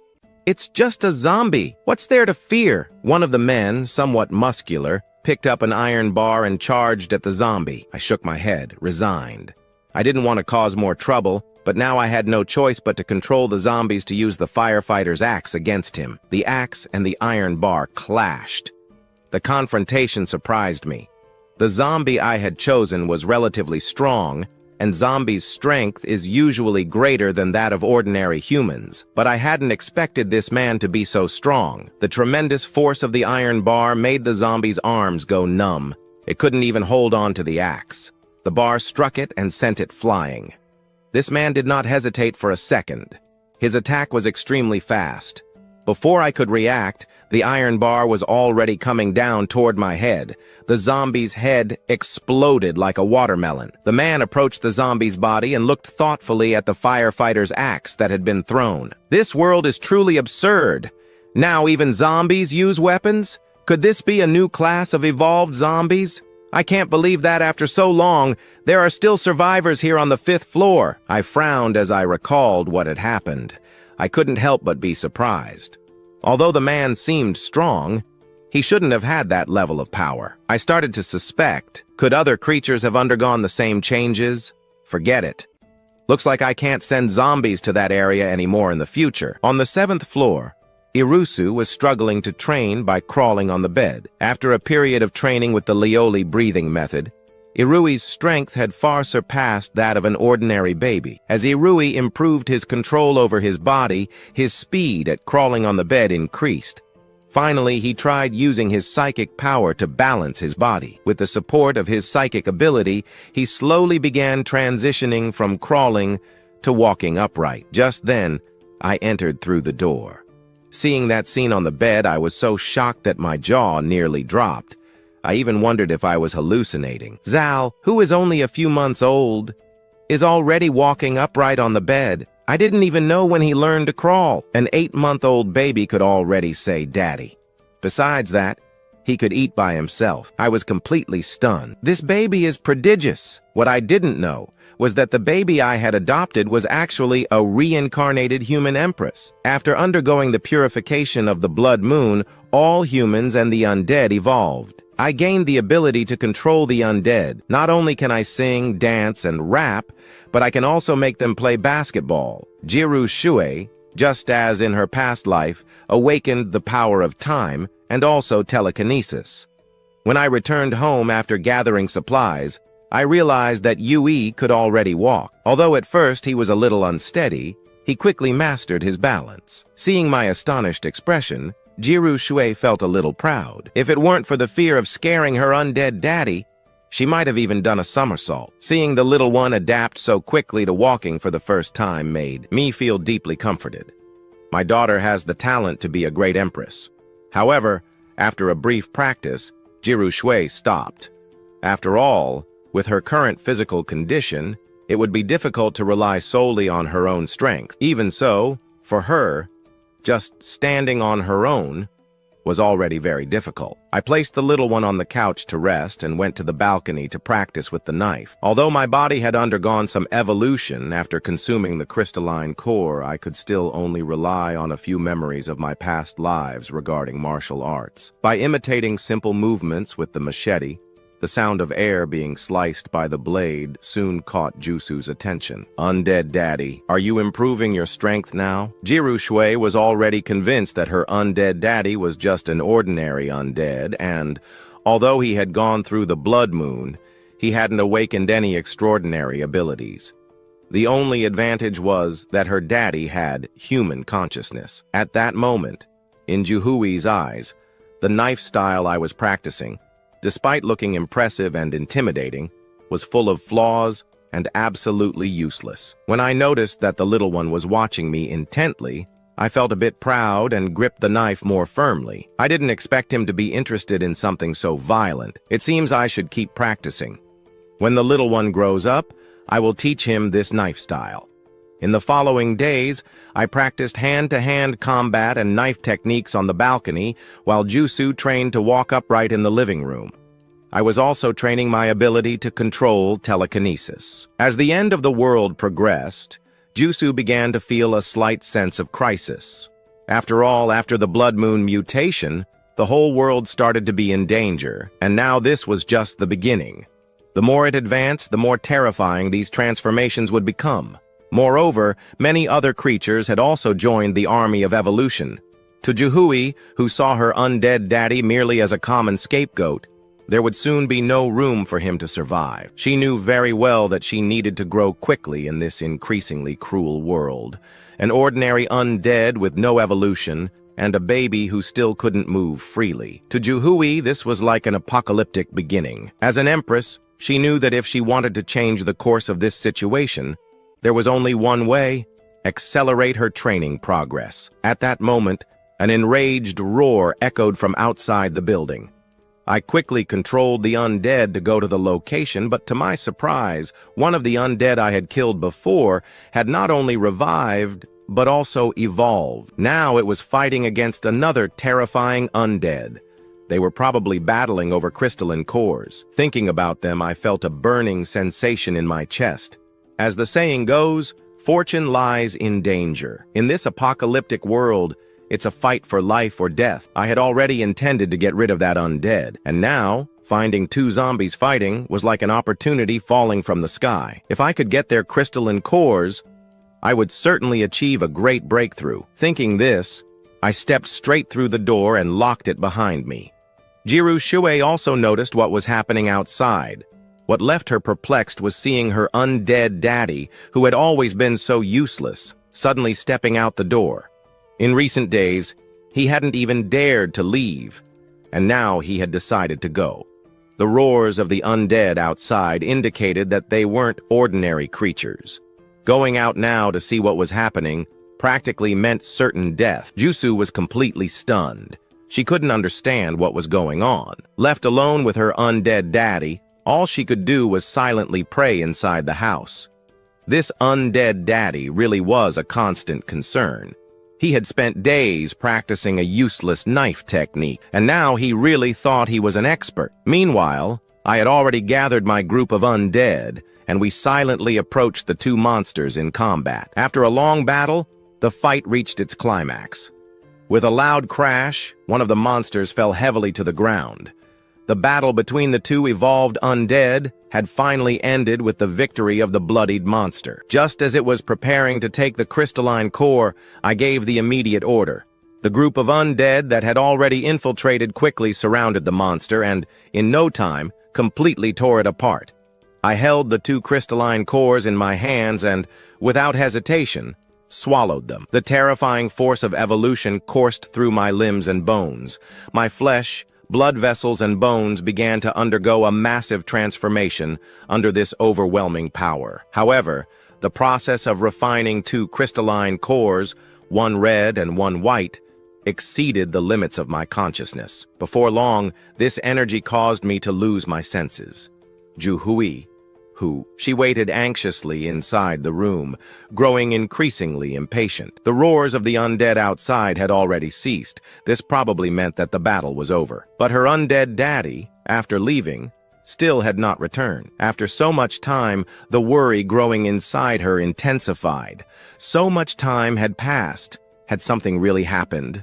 What should she do now? Evolved undead fighting, and you, a simple undead? Why do you get involved? Everything is lost. This is the end. After such a long time without any noise, Irui truly began to panic. To her, her undead daddy was probably already dead. After all, those two newly sighted undead definitely had the ability to easily destroy low-level undead. It was an apocalyptic beginning, and now it seemed that everything was ruined. I don't know how much time passed, but finally, I slowly opened my eyes. At that moment, my mind was incredibly clear. The sense of pressure from before, when I was evolving, had completely disappeared. This mental clarity was something I had never experienced before. After all, those two zombies were so powerful.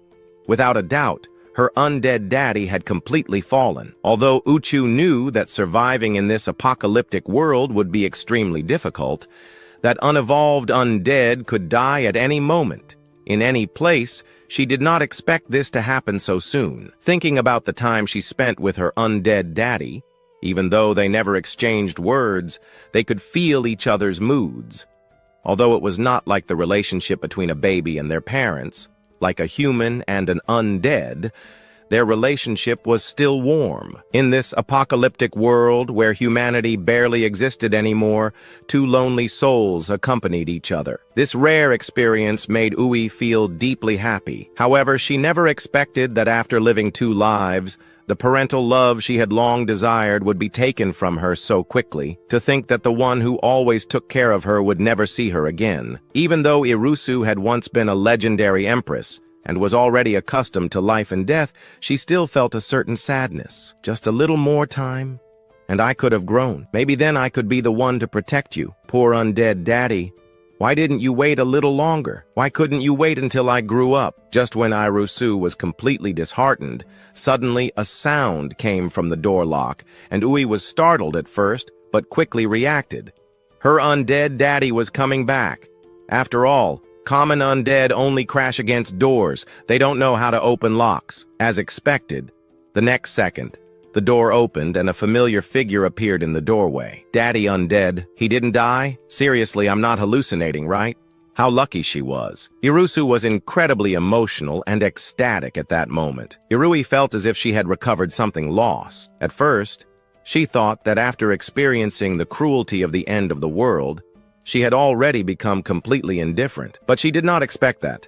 After having no news of her undead daddy, she would feel so lost and anxious. It turns out that, without realizing it, she already considered him part of her family and not just a companion who took care of her. To speak otherwise, I could have spoken already, after all. When Yiru Shu opened her eyes, the world had already erupted into an apocalypse around her.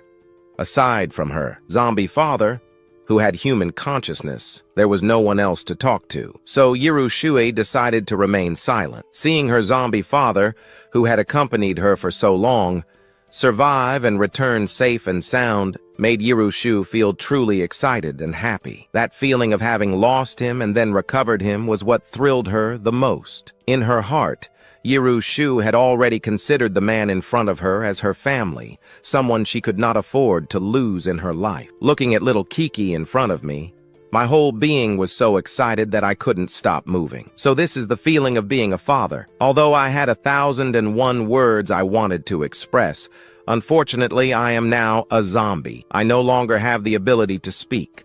I don't know if I will ever recover this physiological function.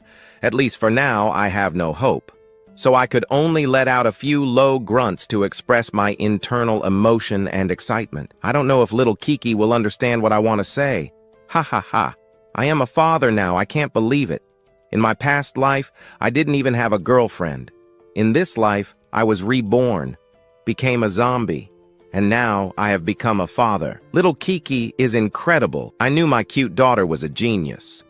Before, I didn't dare to make noise in front of little Kiki, afraid that she might learn inappropriate things. But I never imagined that, being locked inside the house all day, she would be able to speak naturally. And now, not only can she walk upright, but she can also speak without a teacher. Isn't this amazing? It's a talent.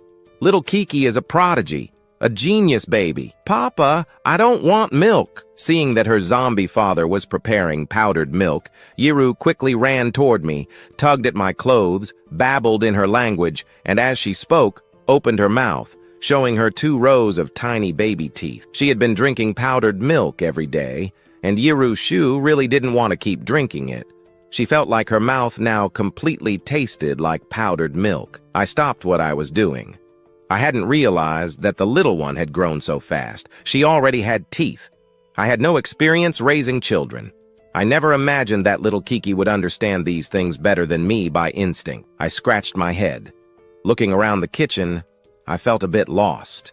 I had never raised a child. Aside from making powdered milk, I didn't know where to start. But I quickly reacted and ran up to the 6th floor. In a room on the 6th floor, I cleared some space, then ordered the zombies to bring some firewood. I took out a pot, put in mineral water and some rice, and started boiling it. Then I added some powdered milk. Using a spoon, I mashed everything until it turned into a thick paste, a kind of dense porridge. Looking at the thick porridge in front of me, this should be baby food in the apocalypse. I let it cool, then brought it to the little one. "Papa, let me do it." Seeing me clumsily trying to feed her, Yirushu couldn't wait any longer. She simply took the spoon from my hands, hugged the bowl, and began eating by herself. Although the baby food I prepared was very simple and rustic, Yirushu did not complain. After all, in this apocalypse, having something to eat was already quite good.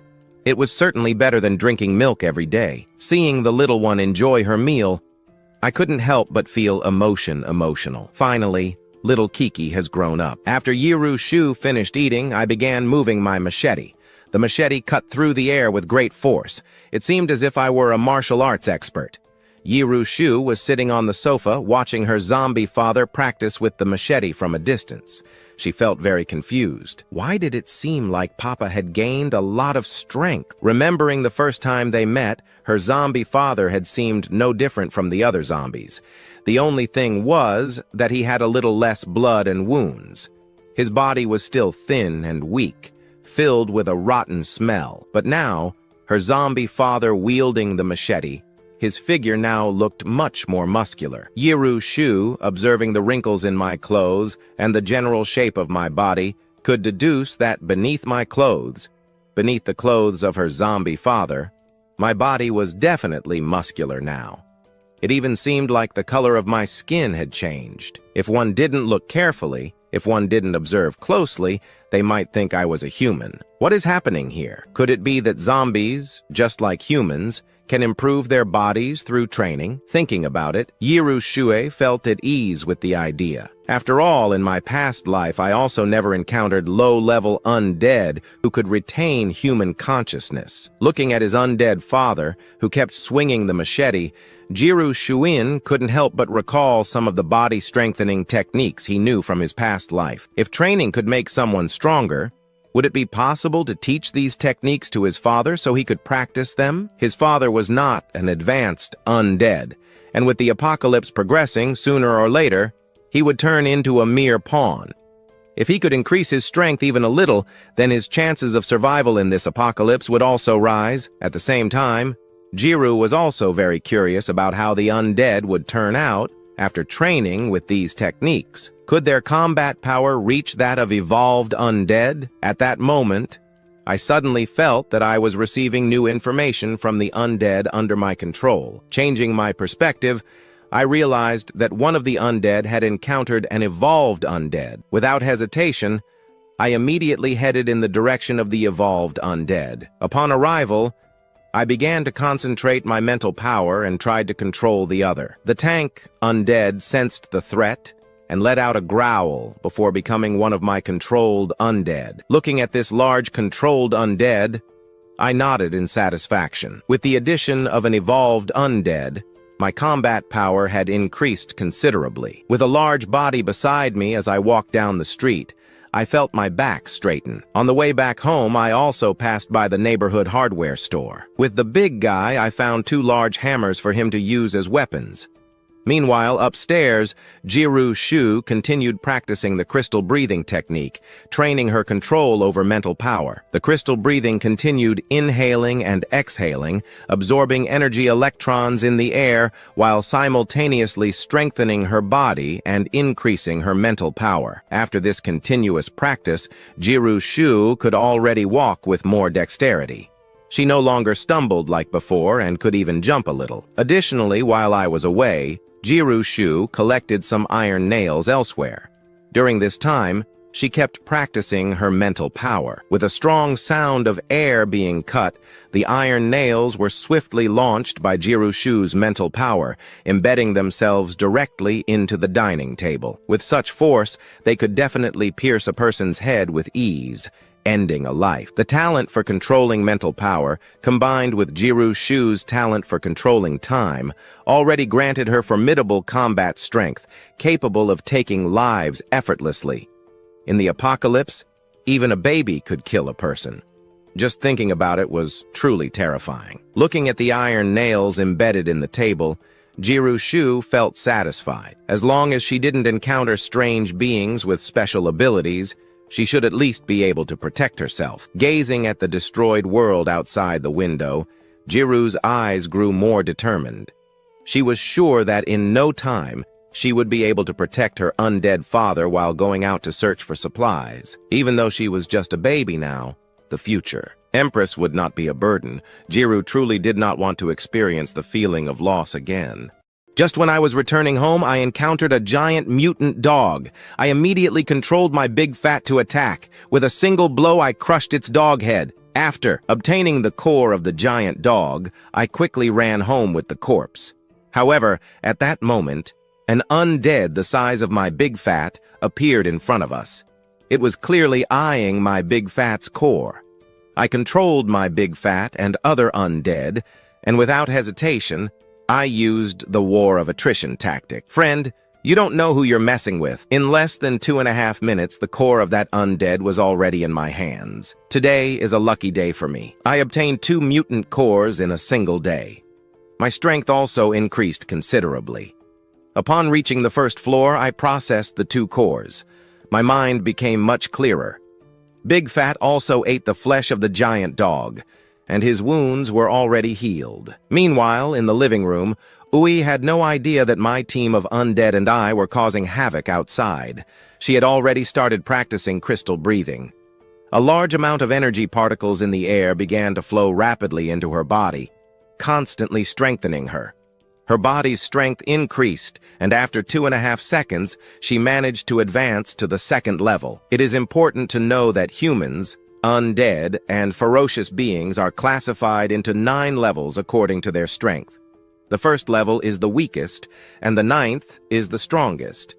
The 7th level is the king, the 8th is the emperor, and the 9th is the imperial level, the strongest of all. In her past life, Ushu went through many battles, fighting tirelessly in the apocalypse. Now we are still at the beginning of the apocalypse, and some human techniques have yet to be discovered. But Yukshu possesses many powerful techniques from her past life, which allow her to grow stronger quickly. She felt satisfied. Now, she could completely protect herself in the apocalypse, and even protect her undead father. At that moment, I entered through the door, and Irusu grabbed a nearby stuffed doll, pretending to be a normal child. She approached me, took a Barbie doll, and started playing with it. However, Irusu noticed the smell of blood on my body. She was certain it was fresh. Meanwhile, Iru also found some strands of hair. When I went to the kitchen to cook, Irusu carefully observed the hairs in front of her. Whose hair could this be? They are completely black and a bit stiff. Furthermore, they are long and thick. Could they belong to a mutant beast? My undead father is not an ordinary undead. As she began to doubt, Irusu's heart grew uneasy. She started feeling a little excited and carefully watched each of my movements. This further confirmed her suspicions. Undead that did not evolve even after the blood moon cannot evolve. However, their bodies do become stronger to some extent. But even so, they cannot be as agile as humans. Yet Ukshu could not notice any special abilities in her undead father. Aside from being stronger, more agile, and a little more handsome, there was no other difference. Suddenly, Ukshu had a bold idea. What if my undead father is not just an evolved undead? What if, in addition, he awakened an extremely rare ability? If this were true, then her undead father was hiding many things. She decided she could no longer ignore it. She was determined to uncover my special ability. She thought her undead father was not an ordinary being.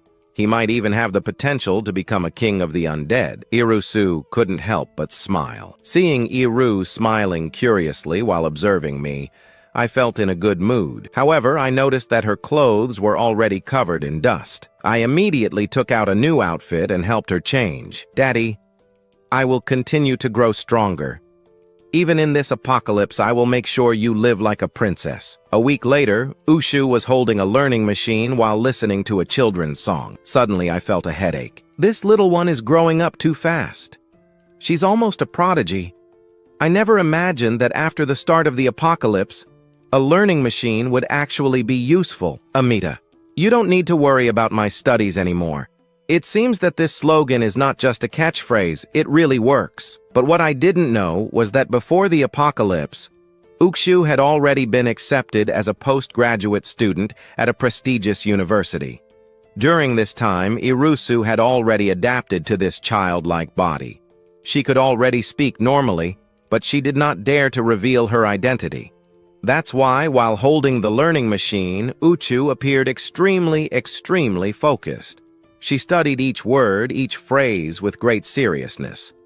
Even though, with her experience from 2 lives, saying such simple words felt uncomfortable, she still made a great effort to pretend she was learning to speak. She looked at her undead father, who stood beside her, visibly moved. Ukshu sighed helplessly.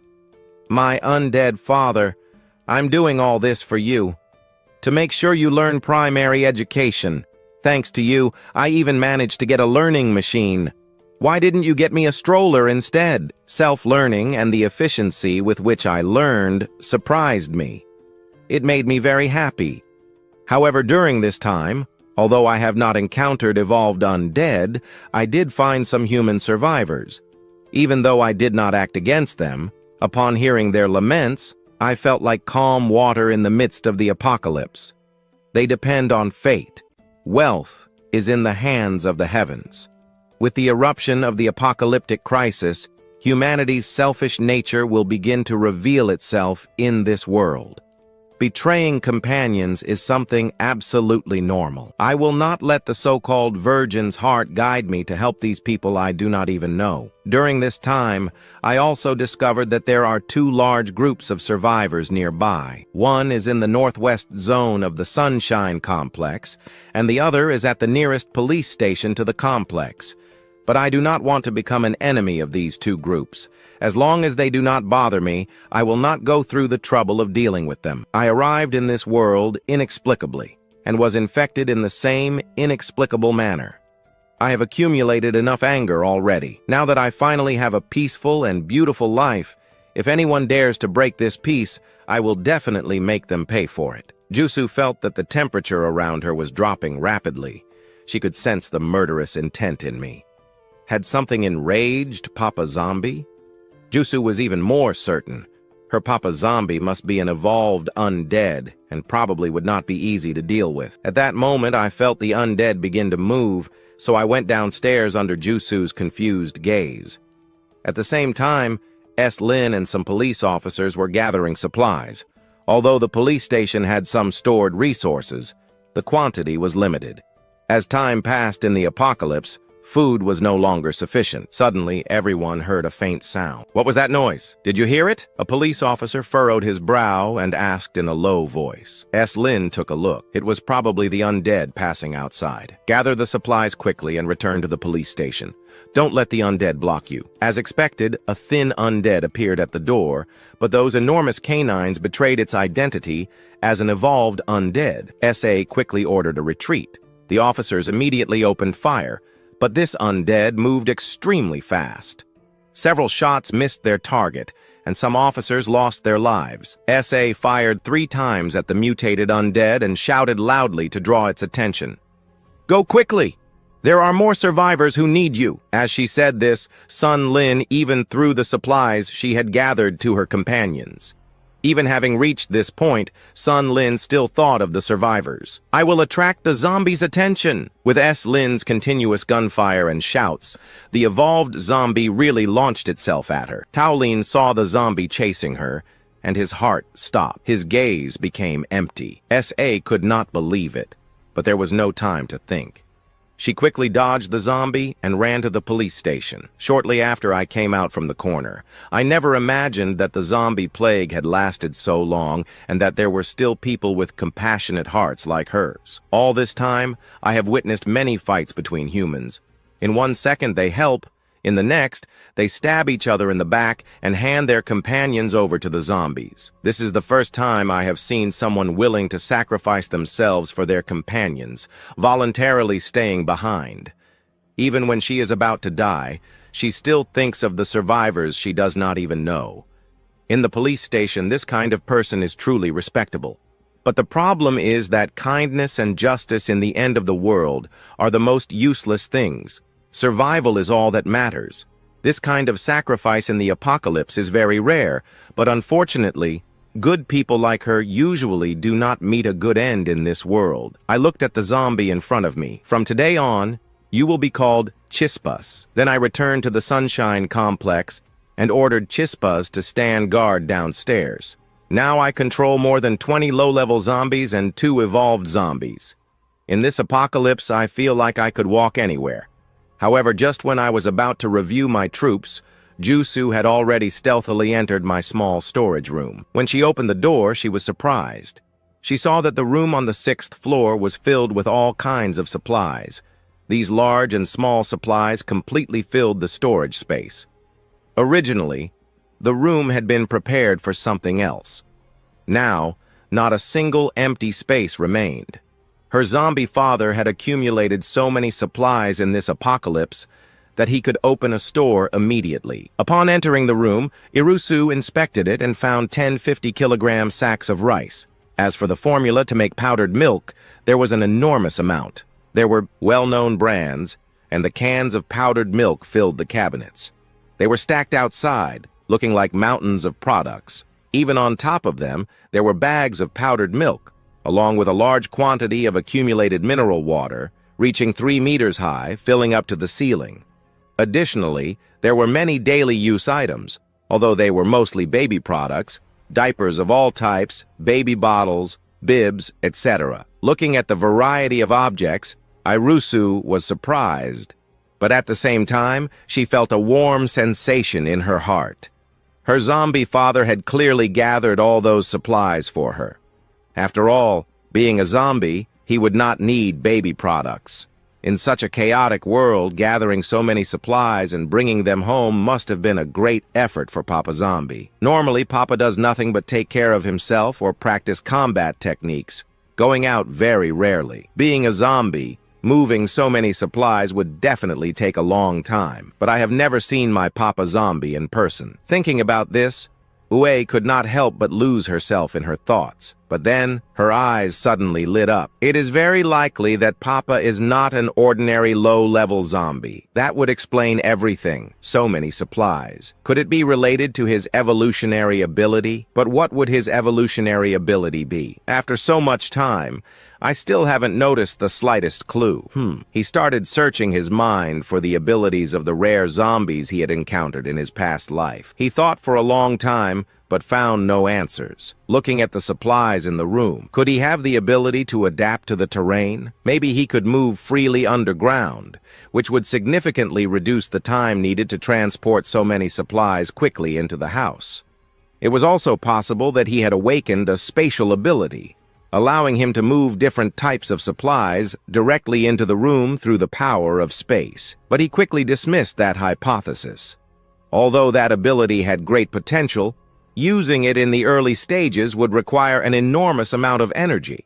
At that moment, he heard a small noise downstairs, and Irue quickly ran to the room on the 7th floor. As she pushed the door open to enter, she was surprised. Zia had started using the notebooks she bought. Although the characters Zia wrote were crooked, it was still vaguely possible to distinguish the word. The characters that Xiaokiki wrote were crooked, but one could still vaguely distinguish what the words were. Of course, even though the characters were so twisted, even though I have been single for years without having a relationship, I also have not had children. But I also know that at Xiaokiki's age, babies generally still crawl on the floor. When I met Xiaokiki, she didn't even have the strength to cry.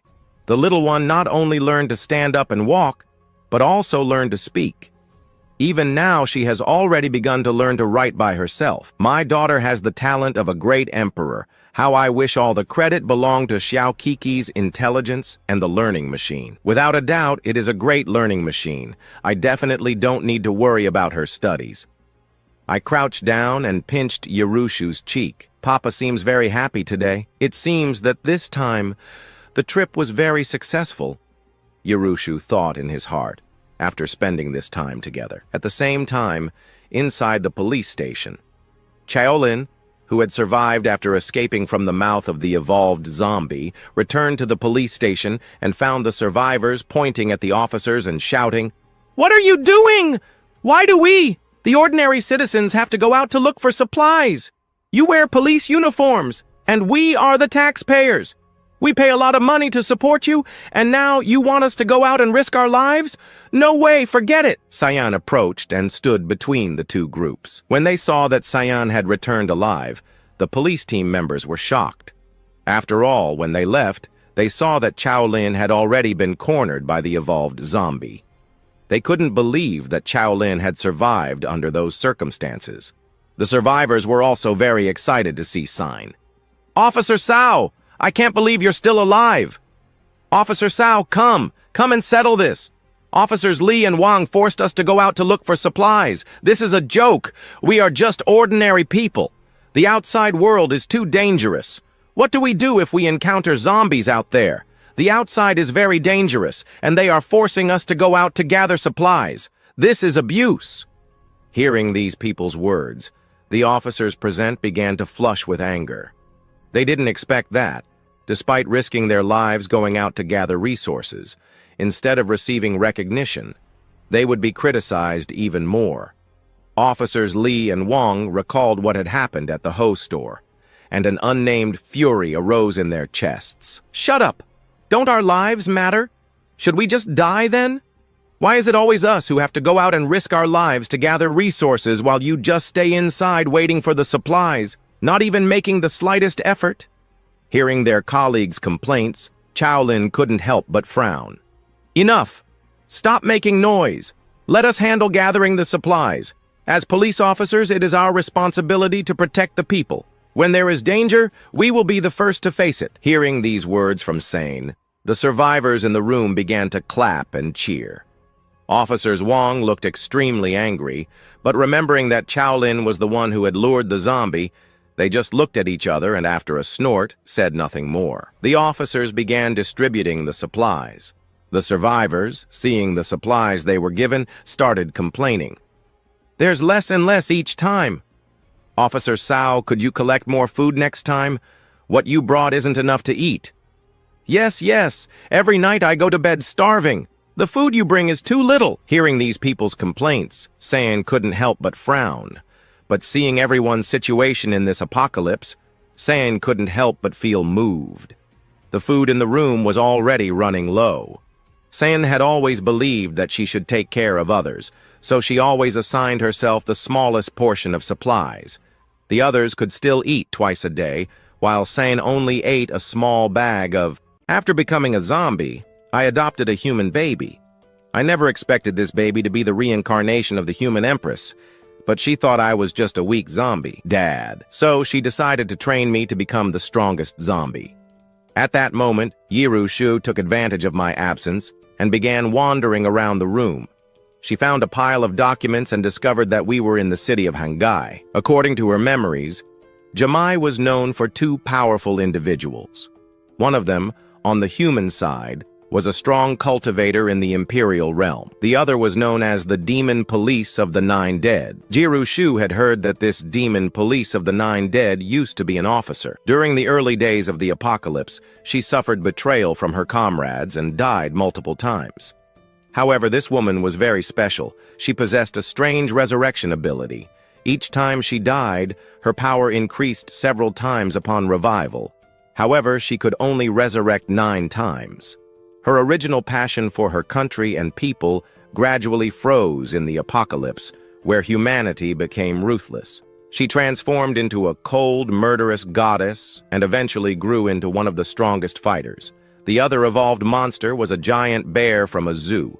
It was a mutant bear that controlled the power of lightning, known as Thunder Roar. Yiru Shu didn't know much about this bear, but she had encountered the demon police of the Nine Dead several times, even personally killing her once. Recalling the memories of her past life, Yiru Shuen couldn't help but smile slightly. She didn't know if, after her reincarnation, she would meet that woman with the strange resurrection ability again. If she could find her first, she might consider capturing her. With such a powerful ability, the demon police of the Nine Dead should have achieved much more. But perhaps due to her personality, she wasted too many resurrection opportunities in the apocalypse and ultimately failed to reach the imperial level. To better protect her zombie dad, she needed to gather more people. So Yiru Shue trained for another 2.5 hours but did not see her zombie dad return. She quietly left and went downstairs. When she reached the 5th floor, she discovered that the door had been forced open. She opened the door and was stunned. Just like on the 6th floor, there was a large amount of stored supplies. More food, water, and baby products. Yiru Shui felt deeply moved. It turned out that her zombie dad had done so much for her in secret. She checked the lower floors, and as expected, they were all filled with supplies. Everything her zombie dad had built was for her. But when she reached the 2nd floor, she sensed an intense aura of aggression. Looking through the window, she saw a zombie wielding a pair of hammers standing in front of the building's entrance. This confused her even more. A zombie that strong was guarding the ground floor? How did Dad get out? Oh, that's right, I almost forgot. Dad is also an evolved zombie, now that I think about it. The ability Dad must have awakened is the power to move underground. It seems I must find a way to hunt more evolved zombies so that Dad can devour their crystal cores and evolve. I'll eliminate the great zombie on the ground floor soon. With something that strong guarding outside, it'll be inconvenient for Dad to move around. Then she thought about the fierce beast king. If I kill it, its crystal core will surely help Dad. Meanwhile, as I practiced with lightning, I had no idea that the great general of my army was already on my dear daughter's hunting list. After some time in battle, my combat skills improved considerably. I then returned to the lower floor with lightning. I had him keep watch alongside Big Fatty, while I went upstairs to take a bath. Even though I'm a zombie, I still live with the little one, on one. Hand, it's to prevent bacteria. Little Xiaokiki is still very young, and her immune system is not like an adult's, so hygiene and safety are important. On the other hand, I don't want the bad smell of my body to affect little Xiaokiki. When I came back upstairs, I noticed that Xiaokiki had fallen asleep on the sofa. I also made a decision. Since Xiaokiki could now walk, it was time to take her for a stroll. Besides, the surrounding zombies had already been eliminated, and with the protection of 2 evolved zombies, I had no reason to worry about dangers. In the following days, everything proceeded peacefully. Xiaokiki practiced walking, raised every day at home or playing with her learning machine, learning to speak and write. Just as I reached downstairs, I heard a loud rumble in the sky. I saw a green military helicopter flying through the air. Then I saw a bunch of papers falling from the sky. Picking them up, I saw that not only the city of Hangai, but the entire world had already fallen. The Yangi army had already established a survivor base in a town outside the city.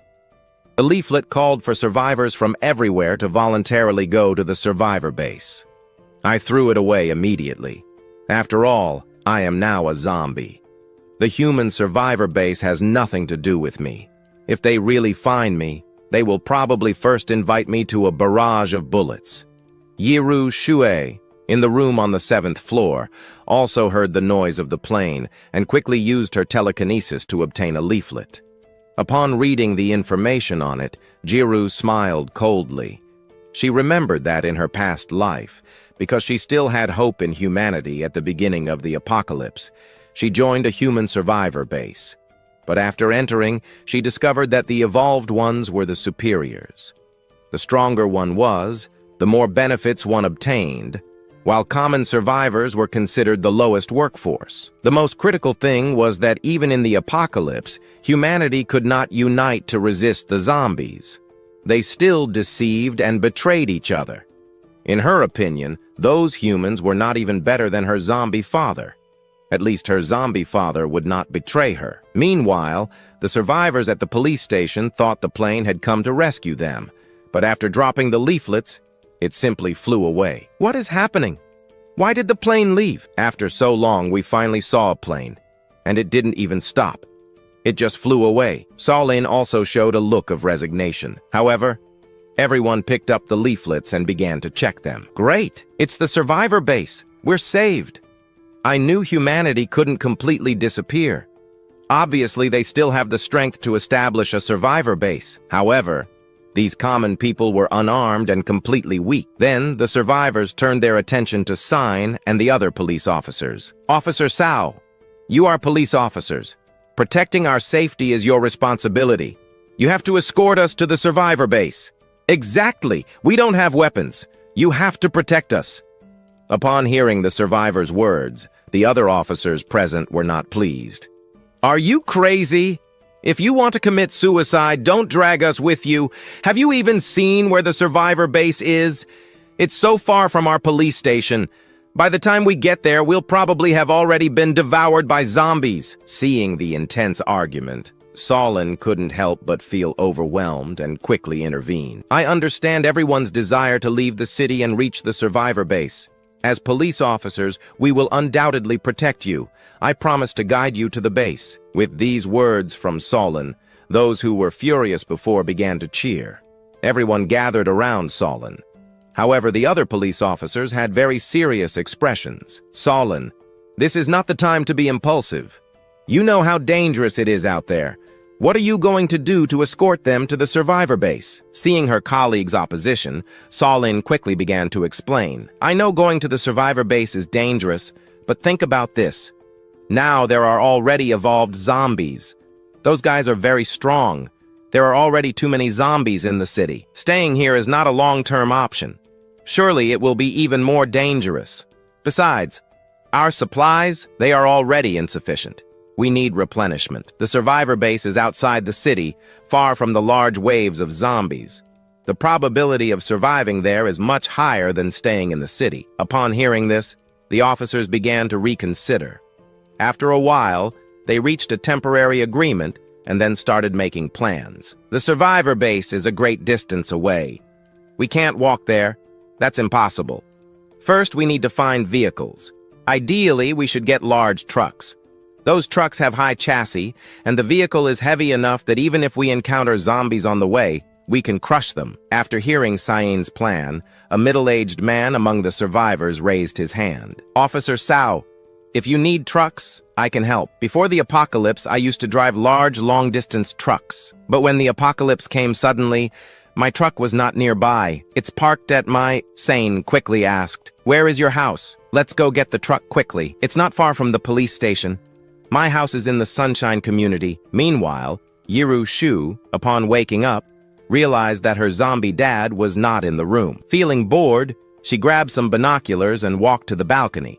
But the big zombie that had been at the door before was now standing at the entrance of the community. She looked around but did not see her zombie dad, which left her somewhat disappointed. However, Yiru Shuen did not know that in a corner where she could not see, I was engaged in a high-level battle with lightning. Today's training was almost over. Chao Kiki had probably already woken up. It was time to go back and cook for her. But at that moment, something alerted me. I quickly shifted my focus to the big fat one. At the entrance of the Sunshine community, a few suspicious figures appeared. Those 4 figures were Sain, 2 police officers, and the middle-aged man who could drive large trucks. The group avoided the zombies and stealthily approached the area near Sunshine. They wanted to use the truck to escape from there. However, upon seeing the big fat one standing at the entrance of the community, everyone from Solin was shocked. Some suggested going back and looking for another solution, but Solin insisted on continuing. We saw Solin approach the big fat one stealthily. She picked up a stone from the edge of the road and threw it directly at the big fat one, trying to lure the zombie away. I recognized the female police officer from before, but I didn't understand why Sain wasn't looking for supplies near the police station. Why had she come all the way to the Sunshine community? Solin was also quite confused. Normally, evolved zombies should have gone directly toward her. But now, the big fat one was standing still, not moving. She threw several more stones, but the zombie did not react. Sane decided to draw her gun. Seeing this, I immediately became furious. Although I didn't know her intention, if she dared to pull a weapon in front of my zombie, there was only one path for her: death. A gunshot broke the silence of the street, but when I saw Solin draw her weapon, I was already prepared. I immediately controlled the two giant hammers and placed them over my head. For a tank-type zombie, as long as the head isn't damaged, other problems are not a big deal. Solin was also frozen in place. She did not expect this tank-type zombie to use a hammer to block her bullets. During this time, Saul had fought many zombies while searching for supplies, but it was the first time she had seen such a strange zombie. Hearing the gunshot, Jiru Shu, who was training, was startled. She quickly stopped her training, her short legs moving fast as she ran to the balcony. She took out her binoculars and looked toward the entrance of the community. She saw Solin aiming her gun at the big fat one. What is happening? Why is there a cop? Here, this police officer is so brave that he dares to shoot an evolved zombie alone, and on top of that, a tank-type zombie of enormous size. Yiru Shu, observing the scene through binoculars, was very surprised. However, that police officer seems familiar to me. Jiru Shui adjusted the distance of the binoculars, and upon zooming in, recognized Solin's face. He felt that he had seen him somewhere before, but couldn't remember. After the shot, I was really furious. Last time, I happened to save his life. I didn't expect this police officer with a defective brain to dare to challenge me this way. I don't care who you are. If you dare to attack me, you will have nothing but a fatal fate. I controlled Gran Gordo, who was holding a double hammer, and sent him to chase Solin. Solin, calm upon seeing that her plan had worked, smiled. She turned around and began to flee, planning to lure Gran Gordo into an isolated area. But just at that moment, Solin heard a sharp sound behind her. Instinctively, she turned and was shocked by what she saw. A massive hammer flew through the air toward her. Damn it, this zombie doesn't follow the rules. Before dying, Solin only saw darkness before her eyes. Blood began to gush from her mouth, and in her mind there was only one thought. Solin didn't understand why the zombie she encountered today was so different from the previous ones. The hammer thrown by Gran Wo was as heavy as 1,000 kilograms. With Solin's frail body, she couldn't stop it. She was hit directly and died instantly. I controlled Gran Wo and approached Solin's body. I picked up the giant hammer and took the gun from her body. Looking at the blood-covered hammer in my hands and the body at my feet, I felt satisfied. Good aim, although I still need to keep practicing. Anyone who dares to shoot at me, I will kill them without mercy, no matter who they are. Even if the Virgin Mary herself came, I think I'd smash her head with a hammer too. The two police officers hiding and the truck driver, upon seeing Solin struck and killed by the hammer, panicked and fled. The three didn't even care about picking up Solin. They turned around and ran. The three of them wished they had more legs, fearing they would be caught by the evolved zombie behind them. Yiru Shu, on the 7th floor, observed everything below through the binoculars. Wow! This big zombie is truly too brutal. He killed that police officer with a single hammer strike. Although the police officer had some mental problems, this zombie was too ruthless. However, in the memories of my past life, zombies usually only evolve at the final stage to regain their intelligence. Only the most powerful evolved zombies learn to use weapons to fight. But low-level zombies like Gran Gordo in front of me shouldn't be able to do that. Their basic way of attacking is hitting with their fists, arms, etc. If even a first-level zombie could, if the tank-type zombie in front of me learned to use weapons to attack so soon, it would be a catastrophe for human survivors. This big zombie is not only brutal in combat, but my dad has to pass near him every day. He has probably scared him a lot. This zombie can't stay here much longer. He is too fierce in killing people. We must eliminate him as soon as possible. Yiru Shu made up her mind. She was convinced that if she could secretly kill this powerful zombie, her father would be very happy. Besides, she could have her father absorb the crystal of this evolved zombie. Yes, her father's strength would increase significantly. However, Jiru Shuen didn't want to expose her strength too soon. After all, she was still a baby of less than a year old. While other children her age were still struggling to crawl on the ground, if she could kill an evolved zombie, it would truly be unheard of. She thought for a moment and decided that the best thing would be to hide her true situation and Grano and killed the Virgin of the Apocalypse with a single hammer blow. I didn't expect that this woman, when night fell, would get up. At that moment, even Sane was confused. I'm not dead. How am I still alive? She quickly checked her body, touched one side, looked to the other, and saw that her body was covered in blood, but she didn't find a single wound. Not even her bones were broken. From Gran Gordo's perspective, he was also bewildered. This woman is like a cockroach. Not even the hammer blow did anything to her. I can assure you this woman is not a zombie. He thought about the evolved humans mentioned by the army, but the ability to die and resurrect was truly strange. Sane also noticed a change in herself. She rubbed her fists and felt that her body was full of energy. After testing herself, she discovered that her physical abilities had increased considerably. Both her strength and speed had improved a lot. She thought about the pamphlet and suddenly understood. Could I also be an evolved one? The next day, Yiru Shue gave me her math homework to check. When I saw it, I was stunned. Xiao Kiki isn't even a year old and she already knows how to add. Seeing my reaction, Yiru Shu also got scared. Am I being too obvious? Yiru Shu really didn't want to keep acting like a fool. Pretending to be a baby who knows nothing was really too difficult. Suddenly, I laughed out loud. Xiao Kiki is truly amazing. No wonder she's a child prodigy. The previous policewoman resurrected, and a child under a year old who knows how to add. What's so strange about that? In such a peculiar environment, I think that unless the little one builds a nuclear weapon with her bare hands, nothing would surprise me at all. My daughter has the bearing of an empress. Seeing her zombie dad so happy, Yiru Shue knew that her situation had not yet been exposed. Her dad didn't suspect anything, so she felt relieved. It seemed that now she could continue doing extraordinary things, so her zombie dad would get used to her. Because playing dumb every day was too difficult. After going downstairs, Yiru Shu used the binoculars again to look at the entrance of the community. She wanted to see if the body of the policewoman from yesterday was still there in the same place.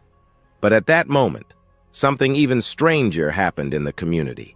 Something that caught Yiru Shu's attention. She saw that a group of large zombies had gathered from different corners of the community. Each of these zombies wore a fully covered motorcycle helmet and carried sharp firefighter axes. However, among this group, one figure caught Yiru Shu's attention. Seeing the familiar clothing, it was clearly her zombie dad who had just gone down. This group of zombies headed toward the exit of the community, and then they all followed behind the large zombie guarding the gate. Together, they left the Sunshine community. Yiru Shu was in shock. Strange. At such a short distance, how is it that this great zombie didn't attack Dad? In Yiru Shu's memories, when evolved zombies get close to each other, they attack for each other's energy crystals. But the scene she saw through the telescope was very strange. Dad is an evolved zombie. How can he be at peace with this giant zombie tank? Could I be wrong? Could it be that Dad is just a normal zombie and not an evolved one? Yiru Shu thought that his hidden identity was well concealed, but now, suddenly, I discovered that my zombie dad also seems to be very mysterious. It can't be. I need to find an opportunity to investigate thoroughly, to see if Dad is really an evolved zombie and what kind of special ability he has awakened. I didn't know that my daughter had already discovered several clues. When I arrived with my squad of zombies at a shopping street, a zombie suddenly ran towards us. I quickly controlled my zombie to block it. This agile zombie has very strong combat power. These low-level zombies are no match for it. Then, I used my mental power to control the zombie. This is my third evolved zombie. Since it is a second category agile zombie, I will call it Lightning number 2. At this rate, my army of zombies will continue to expand. At first, I didn't feel that my ability was so monstrous. But now, as my power continues to grow, I realize how terrifyingly unique this talent is. It is truly frightening. I have even envisioned the imposing future of controlling an army of countless evolved zombies. Meanwhile, Jiru Shue was trying to figure out what was happening with her zombie dad. What is going on with my zombie dad? That's why she waited on the balcony until he returned. But soon, Jiru Shu made a new discovery. She saw that the group of zombies that had left came back, and in addition to the original zombies, another agile zombie had surprisingly appeared next to Dad. What is happening here? How did another evolved zombie appear? This scene caused a great impact on Jiru. She furrowed her brow, and upon recalling memories from her past life, Jiru Shu finally thought of a possible explanation. Being able to gather several brainless evolved zombies, control their desire to devour each other without them killing one another, and live in peace means that within the Sunshine community, there exists a king of the zombies. Upon thinking this, Jiru Shu couldn't help but feel incredulous. Knowing that zombie kings are extremely rare, that it is very difficult for one to emerge among 100,000 zombies. Could it be that my zombie dad and I are so unlucky that a zombie king appeared right in the Sunshine community? Could it be that Dad and the other evolved zombies are under the orders of this zombie king in the community? Or maybe Dad is the king of the zombies. But as soon as this thought appeared, Jiru Shu dismissed it immediately, because the king of the zombies usually hides in some corner, making the other zombies follow his orders. Even when a zombie tide breaks out, the king of the zombies only hides in the depths. But today, her zombie dad went out directly with the horde of zombies. This is a great taboo for the king of the zombies. Out of precaution, the king of the zombies would absolutely not allow himself to be exposed to danger. It can't be. I have to find out. Of zombies, this is a great taboo for the king of the zombies. The king of the zombies, out of caution, would absolutely not allow himself to be exposed to danger. It can't be. I have to find a way to help Dad break free from the control of the king of the zombies. Jiru Shue looked down at the crowd of zombies, and a cold look shone in his eyes. What the hell is this king of the zombies? And Dad Jiru is also someone that a type like you cannot control. You better hide well in a small area. If I find you, I will kill you without hesitation. I, Content, didn't know that even my subordinates, the zombies, were already on Xiaokiki's kill list. After returning with Lightning number 2, I began to divide the tasks. The big fat guy would continue with the hammers at the main door of the complex. The Lightnings, as agile zombies, together with Lightning number 2, would lead 10 fully armed common zombies to continue patrolling the complex. Seeing the zombies fulfilling their duties, I felt satisfied. I will go build an iron wall to protect the entire complex. Meanwhile, after Solin returned to the police station, everyone was in shock. She told everyone about her evolution, however, the others were still surprised. When they looked at Solin, she still wanted to go to the Sunshine complex to get the truck. The next day, I saw that several figures appeared at the entrance of the complex. The person at the front was thin. Through the transparent visor of the bulletproof helmet, I saw that this person was the same officer who should have been beaten to death. This officer has returned to seek her death. This time, I will make you meet Puree. I don't think you can resurrect again. While the big guard was running towards Seol, this time San easily dodged the attack. He was a little surprised that every time he launched the hammer, that officer managed to dodge it with great agility. With a sharp accent, Kun Kan Zom instantly understood. Could it be that this woman is the same nine-death demonic detective that I found in my past life? Seeing that Seol was busy with the big fat guy, the rest of the people quickly began to search inside the Sunshine community. However, they soon encountered a squad of zombies armed with firefighter axes. The evolved zombies, Flash and Flash number 1, the police officers were paralyzed for a moment, looking at the zombies that appeared in front of them. Their brains went blank. Thanks to her extraordinary agility and speed, Sane was spinning with Dapan non-stop. I also began to reflect. The opponent had been changing direction from the beginning. Clearly, he was stalling for time. Why did this group of people come for no reason? They came to do to the Sunshine community. At that moment, Yiru Shui, after confirming Olin's identity, began to think about how to subdue her. Not only could he obtain a valuable general in the future, but he could also protect his zombie dad. When I discovered that other people had entered the community, I stopped controlling and directly gave an order to Dapan, crush this police officer with the hammer.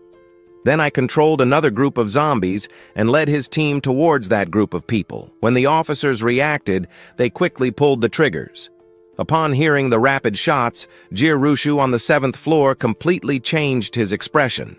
The first thing he thought was about his zombie dad. Could it be that these humans already know about the Zombie King, so they came in advance to kill the Zombie King? If not, why did these fully armed police officers come here for no reason to the Sunshine community? There are no resources or survivors. Apart from that, only the Zombie King attracts humans. Yirushu was getting more and more worried to avoid that her zombie dad would die among these evolved humans. She quickly opened the door and ran from the 7th floor to the 2nd. Arriving at the balcony, Jirushu discovered that the zombie team was much stronger than she thought. Their strength was much greater than she imagined. Facing the policeman's shots, the zombie team raised their firefighter axes, raised them in front of their heads, and attacked with fury. The sudden appearance of the zombies made the police officers feel somewhat disoriented. Now, seeing that the zombies blocked the bullets with their axes, the police officers were completely stunned. Are these really zombies? Now they can also block bullets. Damn it, it's Sa Olin's fault. If she hadn't insisted on coming to get the truck, we wouldn't have ended up in this situation. The police officers were shooting while cursing. After looking around in the neighborhood, Yirushu suddenly saw her dad hiding in the corner of a building. Seeing that her dad was safe, Yirushu sighed in relief. It seems that my zombie dad is not common. He didn't follow the orders of the Zombie King to go to the front as bait. Faced with these strange zombies, the police officers no longer felt like fighting, running frantically towards the neighborhood gate. Under my order, the zombies approached without hesitation, raised their axes, and directly attacked the throats and joints of the humans. An agonizing scream echoed throughout the neighborhood. "Sa Olin? Even if I become a ghost, I won't let you go." Where did these zombies come from? Among the agonizing screams, several officers were directly decapitated by the axe blows. The sound of gunfire in the neighborhood stopped. Yirushu, standing on the balcony, couldn't help but take a deep breath. She never imagined that the Zombie King in the neighborhood would be so terrifying. The zombies under his control even knew how to arm themselves. They can even block bullets. Such a terrifying Zombie King must be hidden somewhere. Jirushu frowned. She thought silently about whether she should take this opportunity to eliminate the king of the zombies immediately. Jirushu thought for a moment, then finally shook her head. The king of the zombies has probably already reached level 2. He is at the same level as me. Besides, he has 3 evolved zombies by his side. It will be better to wait until I reach level 3 before acting, to avoid involving my zombie father. Yirushu quickly returned to the 7th floor. I saw the bodies of the officers torn apart by the zombies' axe blows. I felt somewhat confused. What is here that attracts them? I took their weapons and ammunition immediately. I felt safer. The power of these weapons is really strong. Could it be possible that later I can also supply these zombies with weapons, zombies that shoot guns? Who could resist that? After solving this, I changed my perspective towards the big fat guy for a moment. Neither of them could do anything to the other. San was only thinking about stalling for time. She wanted her companions to enter the neighborhood to look for the truck keys. With the truck, everyone would have hope of leaving the city. But Saulene didn't know that her fellow police officers had already been killed by the zombies inside the neighborhood. Of the entire group that came from the police station, only she, the evolved one, was still alive. After I personally controlled the big fat guy, his combat ability increased enormously. Sane suddenly discovered the speed with which the big fat guy swings his hammers became much faster. Taolin could only rely on her evolved body to dodge the attacks by a hair. What's going on? How did this fool suddenly become so intelligent? With the combat pressure increasing, Solin was sweating profusely. I saw an opportunity, and with the giant hammer in my left hand, I turned it to stab directly. I pushed Solin back right after when Solin couldn't react as she approached. I launched the giant hammer with my right hand with force, directly breaking Solin's spine.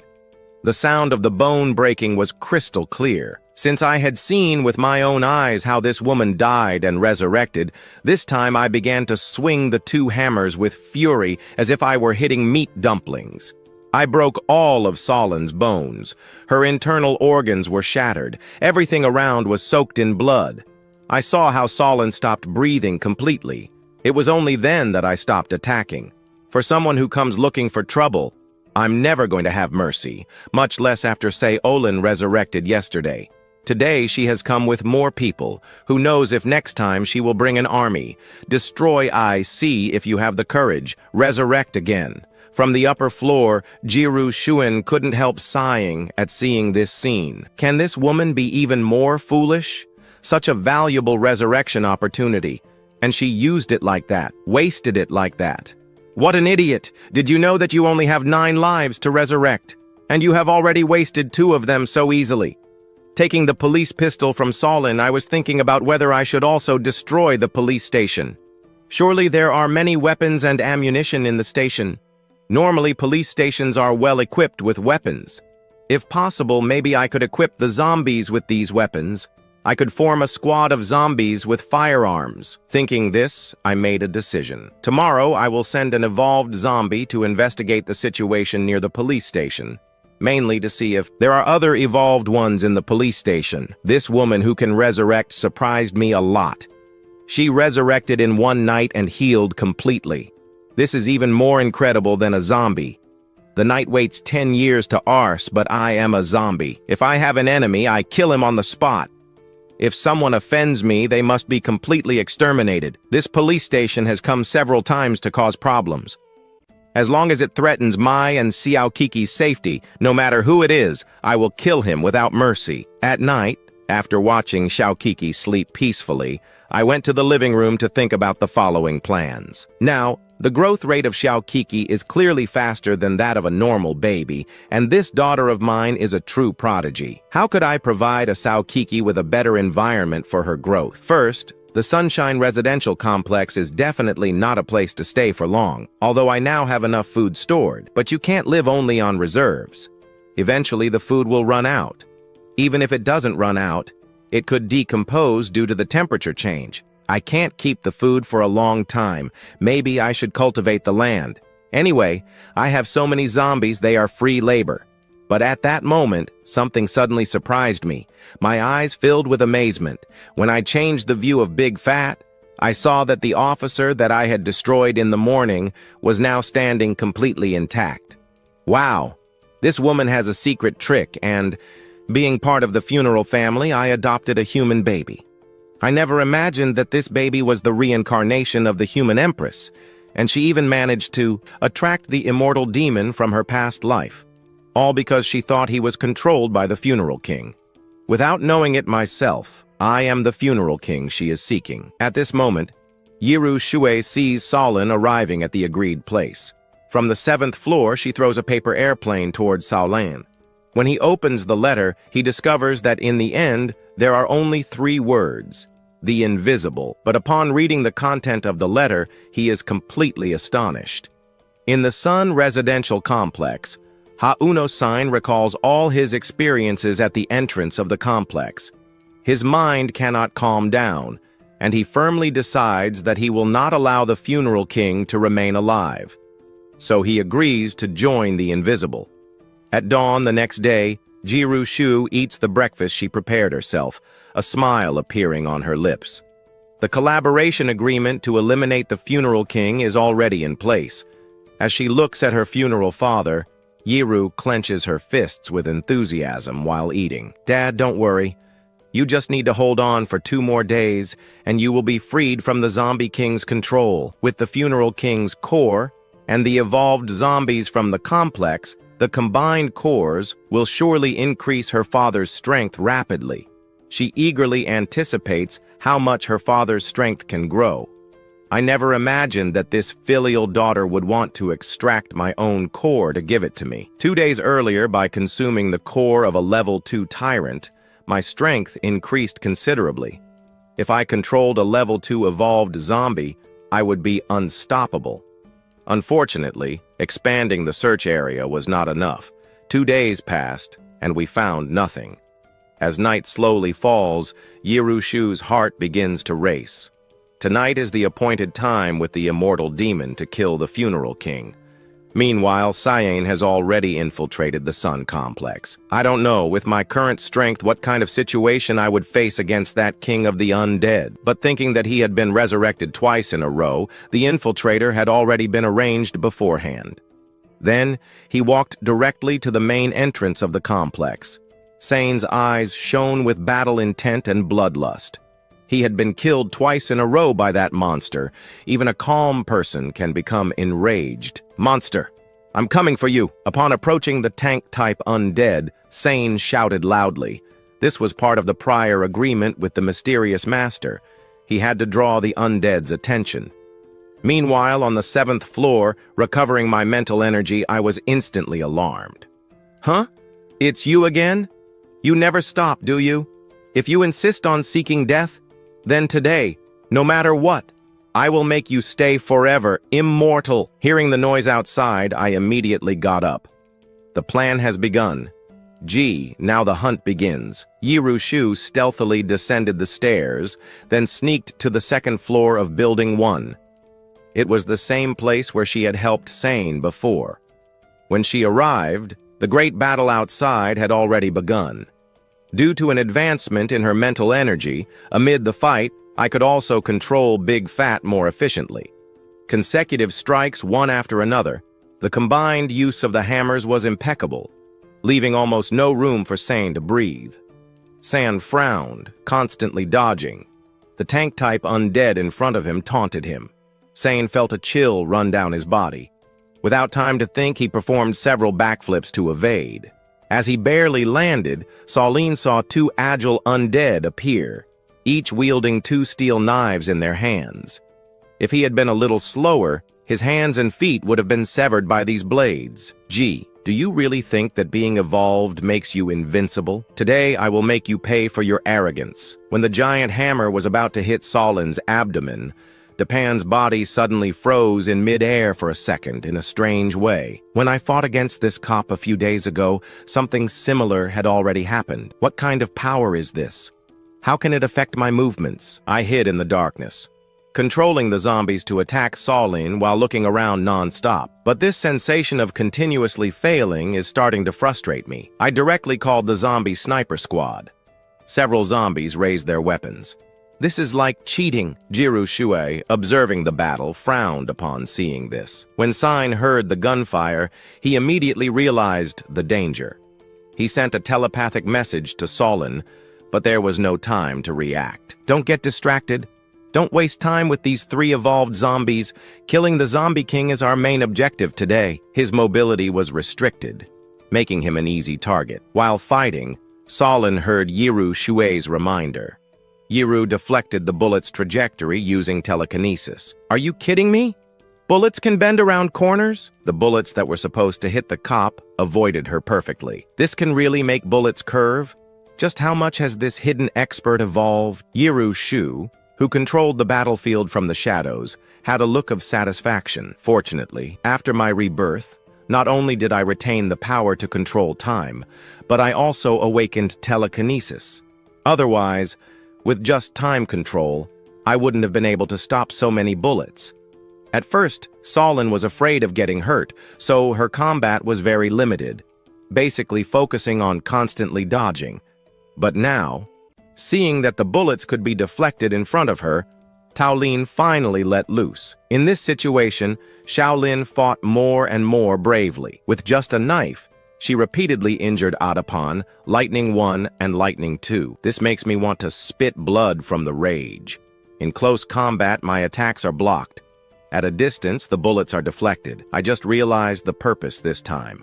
Afterward, she stopped chasing fiercely. Instead, she adjusted her direction and advanced slowly toward the main entrance.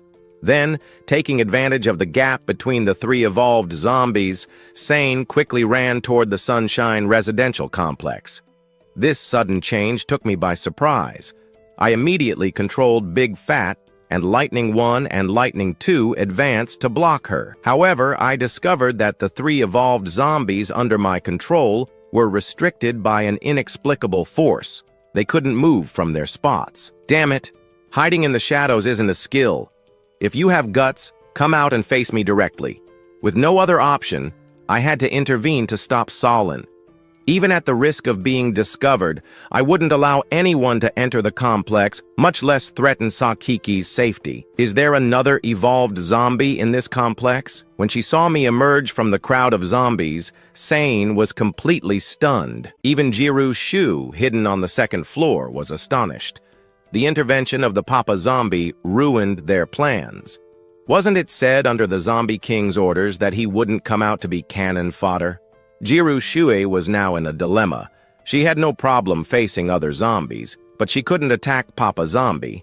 While she hesitated, I had already begun fighting Solin. The more we fought, the more surprised Solin became. Even with her two tactical swords, she struggled to match the strength of this zombie. Damn it, how complicated is this Sunshine complex? It's even harder than those three outside. While controlling Big Fat, I saw Lightning 1 and 2, freed from Jiru Shu's control, quickly come in my direction to support me. When Jiru Shu saw the three evolved zombies enter the complex and join the battlefield, she knew that if the operation was delayed any longer, tonight's mission would probably fail. Looking at Papa Zombie's figure, Jiru Shu's eyes were filled with doubt. I couldn't help but use time control on Yuan. I did it to eliminate that evolved Zombie King. Once I eliminate him, you will be freed from his control, and then you will be completely liberated. Meanwhile, Jiru Shui hurried to transmit a message to Saul. Get inside the compound quickly. Don't waste time. The evolved zombie in front of San Feng was immediately controlled. She prepared to kick him, but the next second, she suddenly noticed that her body had also stopped. She was suspended in the air, unable to move. What does this mean?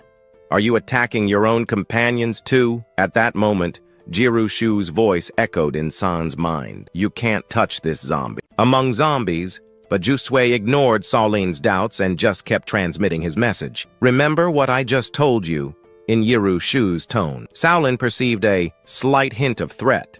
She realized that if she really attacked the zombie in front of her, the invisible being in the shadows, all of them, could turn against her. With no other option, she had to abandon the attack on me and ran directly into the complex.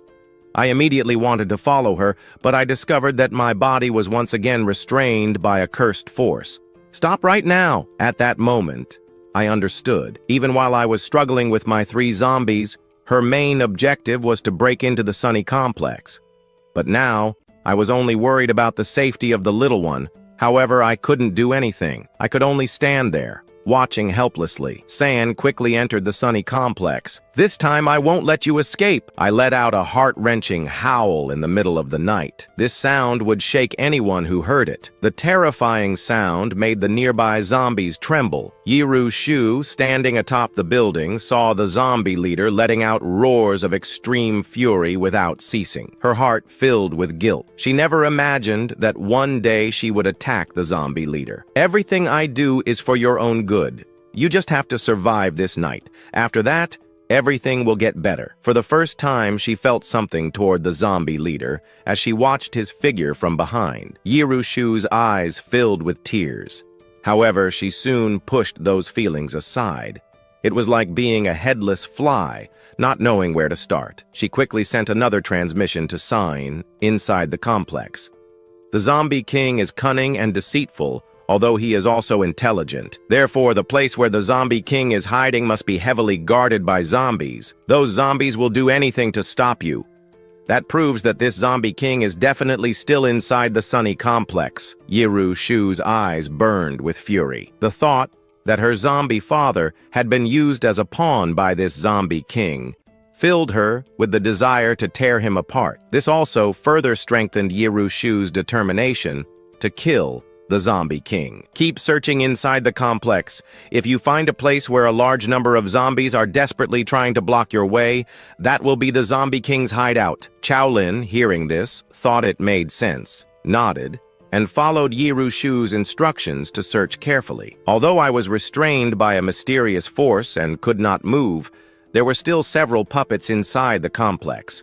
I immediately began to control those puppets to move. Some of them ran toward Shaolin, while others were directed toward building number 5. After destroying several puppets controlled by Luan, Shaolin was somewhat confused. While in the center of the complex, she had searched everywhere, but still could not find where the Zombie King might be hiding. It's strange. The information provided by the informant matches. Why can't I find the possible hideout of the Zombie King? Sane looked at the residential buildings around her, scratching her head, very confused.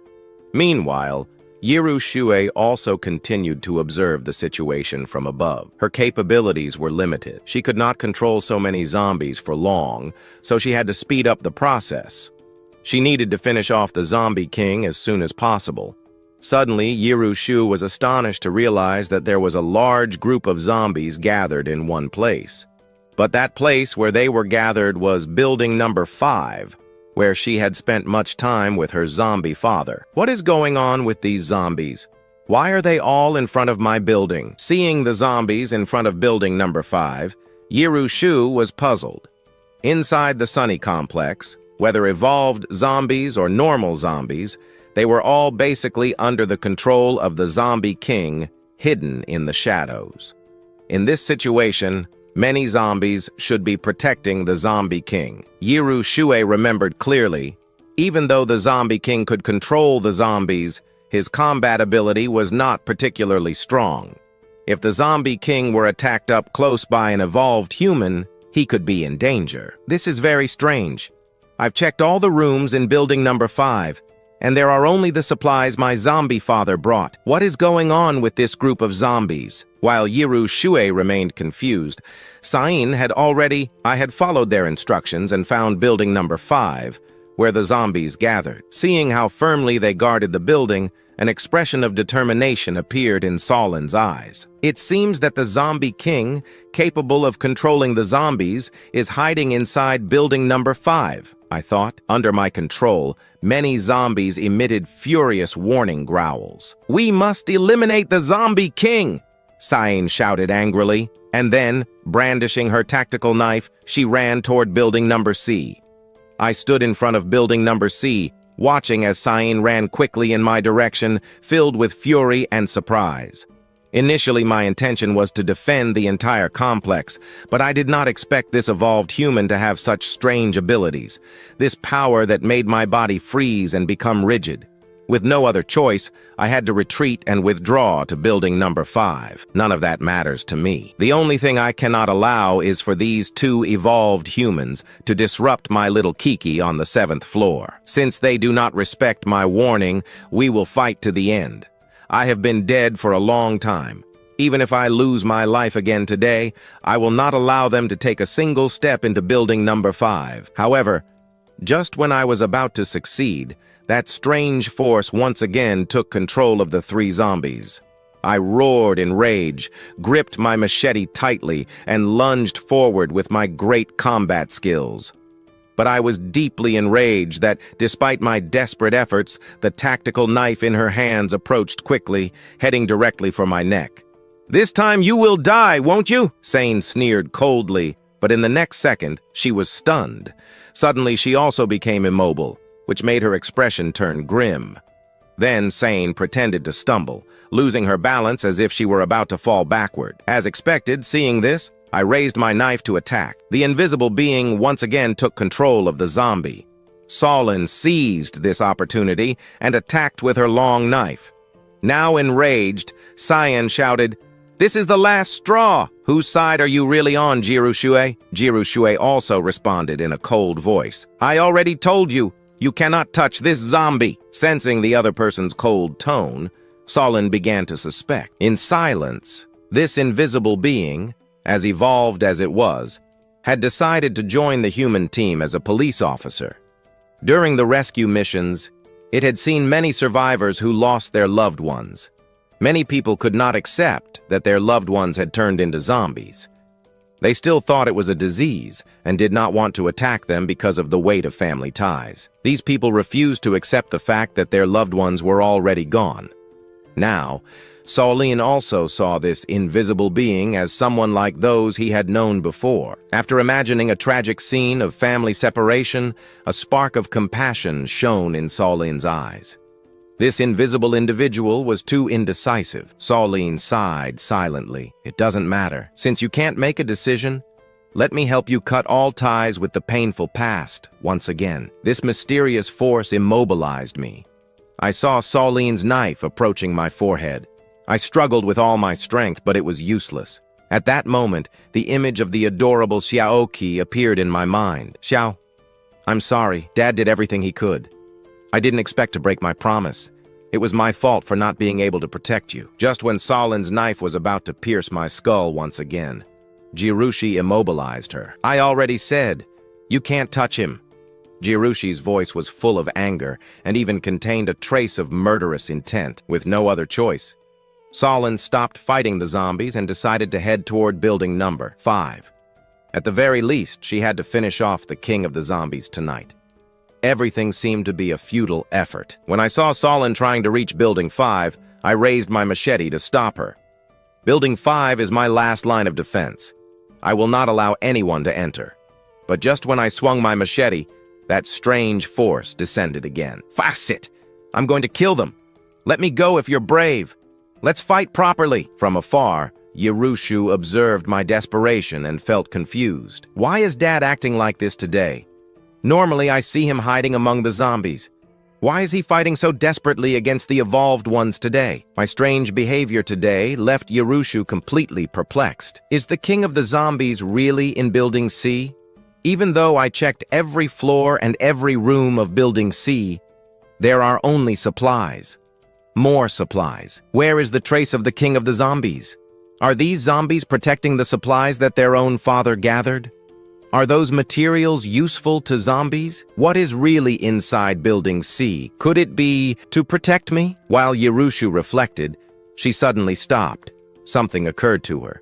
She quickly looked at the zombie father who was furiously trying to stop the officer.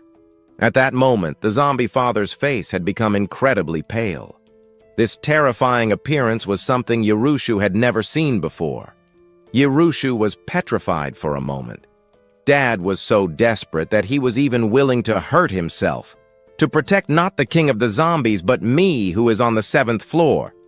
The real reason for his fury was not the danger to the king of the zombies, but the fear that I would be discovered. At this moment, Saulin is being used as a punching bag. She couldn't take it anymore and screamed in fury. Upon hearing this, Jiru also reacted. After discovering her father's identity as the king of the cadavers, she also felt a bit of remorse. Now that things have reached this point, there is no way to stop this fight. I can't simply tell Saulin that the fight is over. The king of the cadavers, who was originally meant to be killed, turns out to be my father. So Yiru Shuei decided not to get involved anymore. After all, Saulin has never seen me before. If you're unlucky, that's your problem. Besides, you have 9 lives. Even if you die now, you can revive. At most, you'll suffer a little. If I hadn't intervened to save you before, maybe you wouldn't even have this life. Without Yiru Shu's help, Sane can only be crushed. I grabbed her by the neck, and as I tightened my hand, Sane lost consciousness. You can't revive this time. I won't kill you. Let's see how you revive now. Then I used a hammer to break Saulin's legs. A heart-wrenching scream, like that of a pig, echoed between the buildings. Saulin's voice sounded especially harrowing at night. The pain of having her legs broken caused Saulin to wake up from her faint due to lack of oxygen, but the next moment, the pain from her broken legs hit her again, and Saulin lost consciousness once more. Before losing consciousness, San could only think of Yiru Shui. Yiru Shu, traitor. This time you've ruined me completely. Then I picked up a chain in front of Building C. It was originally meant to secure the unit's door, but now it will serve to tie Sign up. Yushu was watching everything from the balcony on the second floor. She couldn't believe that her always kind and considerate father also had such a ruthless side. But Yiru Shuen not only did not feel repulsed, but in her heart, she felt great joy. In this apocalyptic world, compassion only harms you. Compassion only harms you. According to the current situation, having the 9 dead police in Dad's hands is the best possible option. Although this woman is easy to deceive, she is not stupid. Besides, she already knows information about the king of the cadavers, so we cannot let her go under any circumstances. Now that Dad has broken her legs to limit her movements, it is undoubtedly the best solution. As for whether Seolin will suffer from this, Yiru Shuen does not care at all.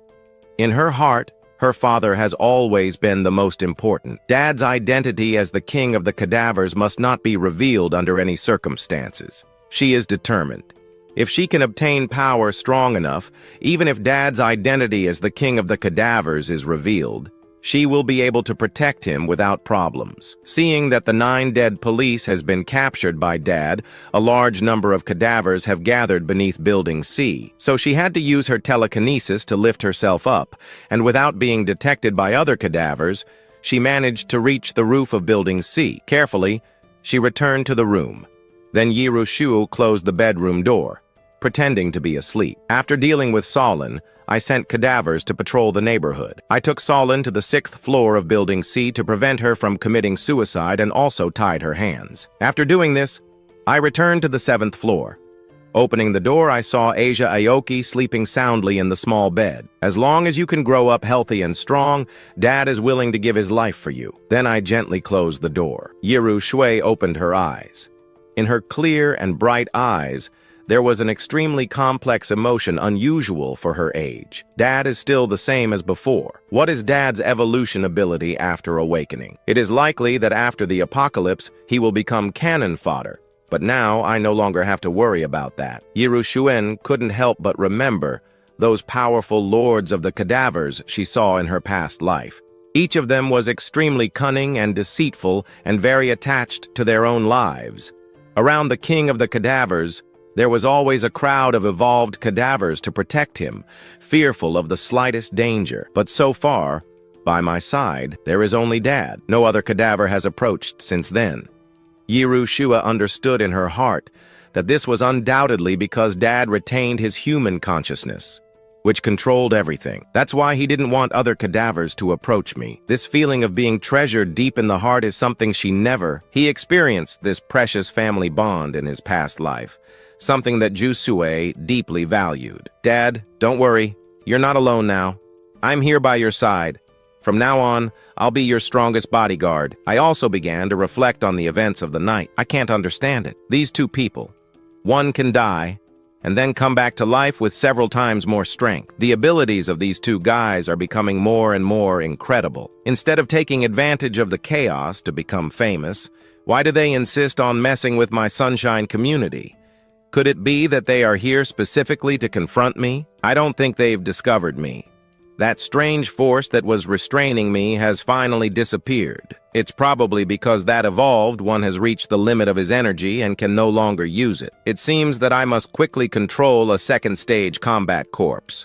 Otherwise, these human survivors will become stronger and harder to deal with in the future. The next morning, after a night of suffering, Cao Lin slowly woke up. Seeing the unfamiliar surroundings before her, her mind felt confused. What's going on? Am I not dead? She had barely regained consciousness when a sharp pain struck her. She quickly looked down and discovered that her legs had been crushed and were still bleeding, a scene so gruesome that even she could not look directly at it. At the same time, she recalled how the corpses had used her as a punching bag the night before. Besides her legs, Cao Lin felt as if her entire body was shattered. Damn, the invisible! The plan was about to succeed, but it still failed. We agreed to kill the king of the corpses together, but you left me alone in the building.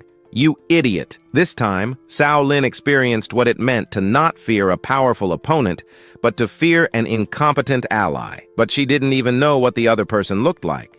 so she had no chance of taking revenge.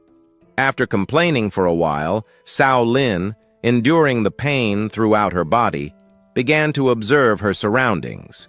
Looking up, she saw the evolution of the King of the Dead at the door, staring at her without doing anything, which immediately frightened her. This King of the Dead always stares at me and does nothing. Could he be being controlled by the King of the Dead? Cao Lin frowned. Now I'm trapped in the hands of that King of the Dead. It's strange. He's already caught me. Why doesn't he kill me? Could it be that this King of the Dead has realized that I can revive, and that's why he doesn't kill me? Upon thinking of this possibility, Cao Lin's pupils contracted, and a deep shock flashed in her eyes. It shouldn't be like this. If it were, the intelligence of this King of the Dead would be too high. Cao Lin then began to observe the room she was in. To her surprise, the room was filled with baby products. Formula milk, diapers, baby clothes. There were even books and toys. If you didn't know better, you might think this was a storage room for a specialized baby store. The amount of baby products in this room truly left Cao Lin puzzled. This room doesn't seem like a place where a King of the Dead would live. It's incredible that there are mountains of formula milk and diapers here. What the hell is this King of the Dead trying to do? Cao Lin had only heard that the dead devoured human flesh, but had never heard of a King of the Dead also drinking milk. She really didn't understand what was going on in this Sunshine residential complex. Not only does it have things like these, but the King of the Dead who controls others even acts so strangely. Seeing Cao Lin wake up from Lightning's perspective, he feared that this officer might suddenly commit suicide. If she revives and her power increases even more, it would be a big problem for me. It's really annoying. I don't know how to handle this woman. I can't let her go, but I can't kill her either. Stopping her suicidal thoughts won't be easy. After all, if this woman really wants to die, it would be difficult for me to stop her. So annoying. You like being a saint so much? Then I'll fulfill your desire to save the world with justice. Let's see if you can keep being so righteous all the time. I took the paper and pen that Xiao Kiki used to practice and began to write clumsily. Dad, what are you doing? Live well. If you die, everyone at the station will follow you to the afterlife. Yiru Shu reacted immediately. This is a message from Dad for that police. Dad knows that police that can revive and become stronger, so he's worried that she will choose to commit suicide and cause even more problems later. He wants to use the lives of the people at the station to completely cut off the Death Demon's suicidal thoughts. Currently, in the early stages of the apocalypse, the Death Demon is still somewhat naive, fully believing in goodness and beauty. She's the kind of person willing to sacrifice herself for the lives of others. As expected, that damn King of the Dead is really despicable. Where Lightning One was staring at her fixedly. It's better if you don't do anything to them. Otherwise, I will kill myself in front of you. Hearing these words, I couldn't help but laugh. As expected, the best way to deal with a saint is like this. It seems that Dad has locked her up on the 6th floor. If I have the chance, I might go see her later. After all, if it weren't for me, she wouldn't have come to the Sun Complex. Maybe this Death Demon wouldn't be in this situation now. Yiru Shu remembered this and felt somewhat uncomfortable. This Death Demon is also a result of my actions. Now she is being held captive by the Father of the Dead. She even has broken legs. She cannot die or escape. Her state is truly pitiful. If it hadn't been for the backstabbing yesterday, this person wouldn't be in this situation now. Remembering last night's scene when Shaolin was surrounded and beaten by the dead, I couldn't believe that I, Jiru, had caused such a ridiculous situation. Thinking about this, Jiru Shu approached me, pretending not to see anything, and innocently asked, Dad, I think I heard a noise. What is that sound downstairs? I thought for a moment and then took a piece of paper, writing on it, It's a pet that Dad has. When Yiru Shu heard what I said, she couldn't help but laugh internally. She would have never imagined that the famous and feared Death Demon police, so determined and ruthless, would now be treated as a pet by her own father. The appearance and figure of the Death Demon are truly outstanding, and she also possesses great combat abilities. In this post-apocalyptic world, she is quite a famous figure. Moreover, after darkening, the Death Demon has a cold personality and is very decisive in combat. In a world where humanity has already collapsed, she awakened the desire for conquest in many human evolvers. Many tried to subjugate her, but in the end, all those attempts ended the same way, whether they were attacked, escaped, or simply died at the hands of the death demon. If the powerful figures of humanity from the past life knew that the death demon had been turned into a pet by her own father, their jaws would probably drop in shock. Yiru Shui was somewhat curious. If she told Dad about the identity and status of the death demon in her past life, how would Dad react? How surprised would he be? "Hey, King of the Dead, can you hear me? I'm hungry. Can you give me something to eat? If you care so much that I don't die, you wouldn't want me to die of hunger, right?" Shaolin looked around frustratedly, her stomach already growling with hunger. I looked at Shaolin's face. As expected, the woman was already pale, her lips dry and cracked. The 6th floor only had baby products. Controlling Lightning 1, I lifted her up. When we arrived at the 5th floor and I opened the door, Shaolin immediately widened her eyes. She had thought the supplies stacked on the 6th floor were already ridiculous, but the supplies in the room were even more absurd. She hadn't expected that even the 5th floor would also be filled with all kinds of supplies. Inside the room, there were mountains of bottled water and powdered milk. 50-kilogram sacks of rice were stacked in the room, piled up to the ceiling. There were also various types of bread, canned foods, and other long-lasting provisions. Seeing this food, Shaolin's eyes were fixed. "My God! In the 2 months I have lived in the apocalypse, when have I ever seen so many supplies? This King of the Dead has gathered all the nearby supplies. Could it be that the entire building is filled?" Shaolin felt completely powerless. In these 2 months, the food in my house had already run out. No wonder I couldn't find anything outside. It seems that everything was brought here by this King of the Dead. In these 2 months, I have had to live austerely.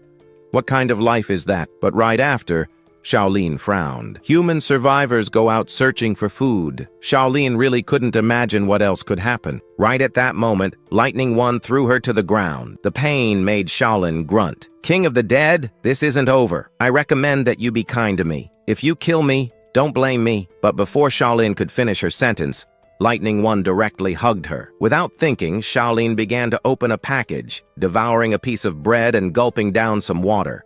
A bite of bread, a sip of water. The feeling of satiety while eating these foods was something Shaolin hadn't experienced in a long time. The bread gave off a wheat aroma, making her feel as if her bones were softening, especially when she tore open the package and started chewing on dried meat. Is this the taste of meat? What happiness! She no longer remembered how long it had been since she had eaten until she was satisfied. Now she has become my domesticated pet, just because she discovered my identity as the King of the Dead. But when I kill this woman, after a while, she will resurrect, and her power will double. I can only break her legs and keep her under control. I didn't expect that Shaolin would gradually get used to it. After eating bread, dried meat, and drinking water, Shaolin began searching the house. She discovered that there was a large number of snacks like potato chips, dried shrimp, etc. Following the idea of not starving and thinking about the Day of the Dead, Sane opened a package and started eating. As a second-level evolver, she had incredible recovery abilities. The legs that had been broken earlier no longer hurt as much. At that moment, her entire body was lying on the rice-made sofa, feeling very comfortable. She really didn't expect that the happy life she was living after the apocalypse would be given to her by a zombie. At the same time, Yiru Shu wanted to go down to see the immortal demon that her father had locked up, but she was afraid her father would discover that she knew his secret. How boring. If it weren't for the fact that I accidentally got involved in that mission to decapitate the King of the Dead along with the immortal demon, I wouldn't have made Dad so sensitive. It's already been 2 days without going out. Seeing her figure, Yiru Shu quickly walked toward him. "Dad, staying home is so boring. I want to go down and play for a while." Upon hearing this, I started to hesitate. If it were before, I surely would have accepted without a second thought. But now it's different. Even though I have captured that policewoman, there is still a strange evolver lurking in secret. Tiao Kikin must not be discovered by him. After hesitating for a moment, I told her, "You can only move within Building 5. Yiru Shu nodded sweetly. "Don't worry, Dad. I won't run off. Yiru Shu understood in her heart that her father was concerned for her safety. After all, not long ago, she had joined the immortal demon to play a trick on her father. He was probably still very sensitive about it. But Dad, maybe you don't know that with my current strength, probably no one can hurt me, and the recent changes in the neighborhood were actually caused by me. Yiru Shu sighed helplessly in her heart. There was nothing she could do. She could only blame herself. Yiru Shu stopped. Dad, I want to see your pet. I was surprised to hear the little one say, pet. There's a human on the floor below? Yes, Xiaokiki was referring to that policewoman. After thinking for a moment, I nodded. After all, that policewoman was at least human. It wouldn't be bad for the little one to have more contact with humans, so I took Xiaokiki to the 5th floor. When I opened the door, Lightning number 1 was still standing at the door, motionless like a bodyguard. It was staring intently at Solin inside the room. Seeing this agile zombie controlled by her father, Yiru Shui pretended to be confused. Dad, who is this? I took out paper and a pen to write. He's a friend of Dad's. Xiaokiki, upon receiving it, seemed to understand and nodded politely. Hello, Uncle Sane. Upon hearing the voice, Sane paused for a moment, puzzled. How does that voice sound familiar to me? It seems like I've heard it before. When she looked toward the door, she saw that, besides that evolved zombie watching her, there were also 2 figures, one large and one small. When she saw that I was holding a little girl's hand, her mouth fell open as she stared at Yiru Shu. Her mind was full of surprise. Isn't this the nest of the zombie king? Where did this girl come from? Solin was completely stunned. She had never imagined that in a zombie's nest, she would see a human being, and a child no less.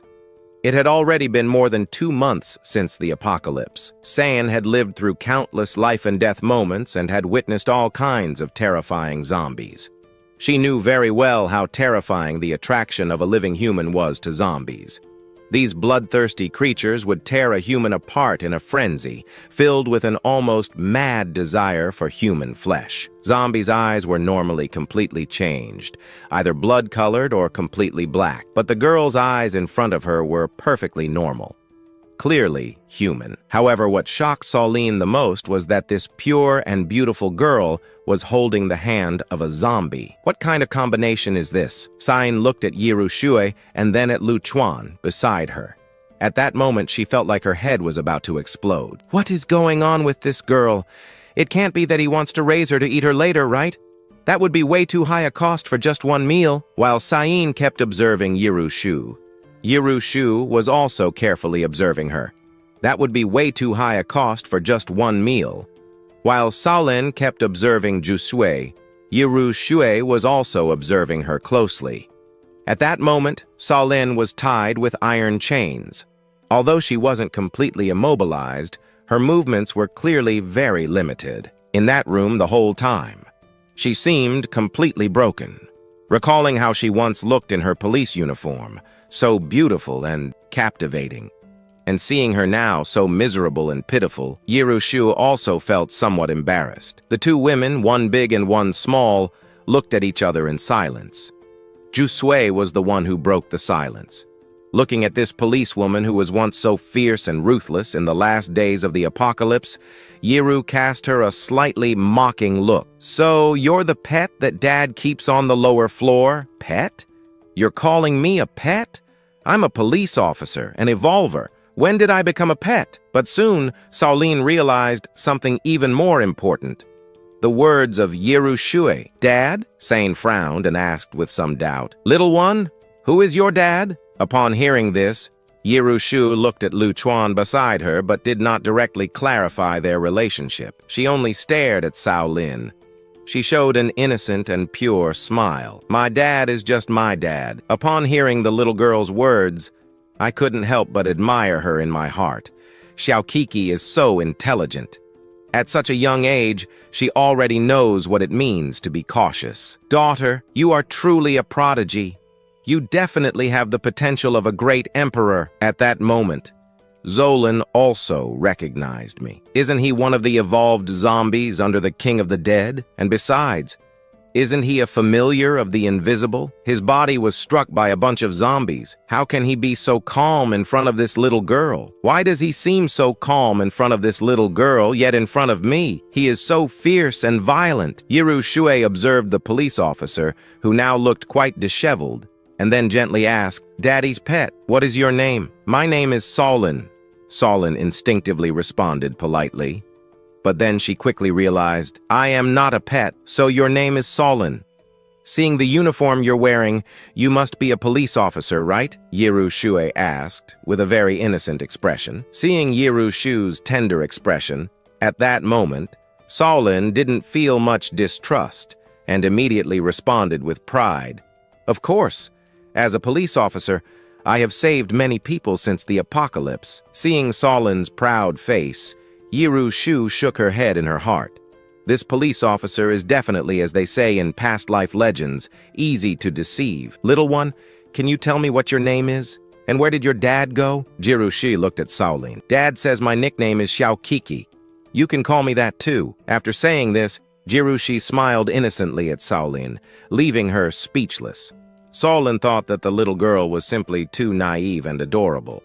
But she didn't know that within Yiru Shu's small body lay the soul of an empress. "Xiaokiki, can you tell me why there are so many zombies here?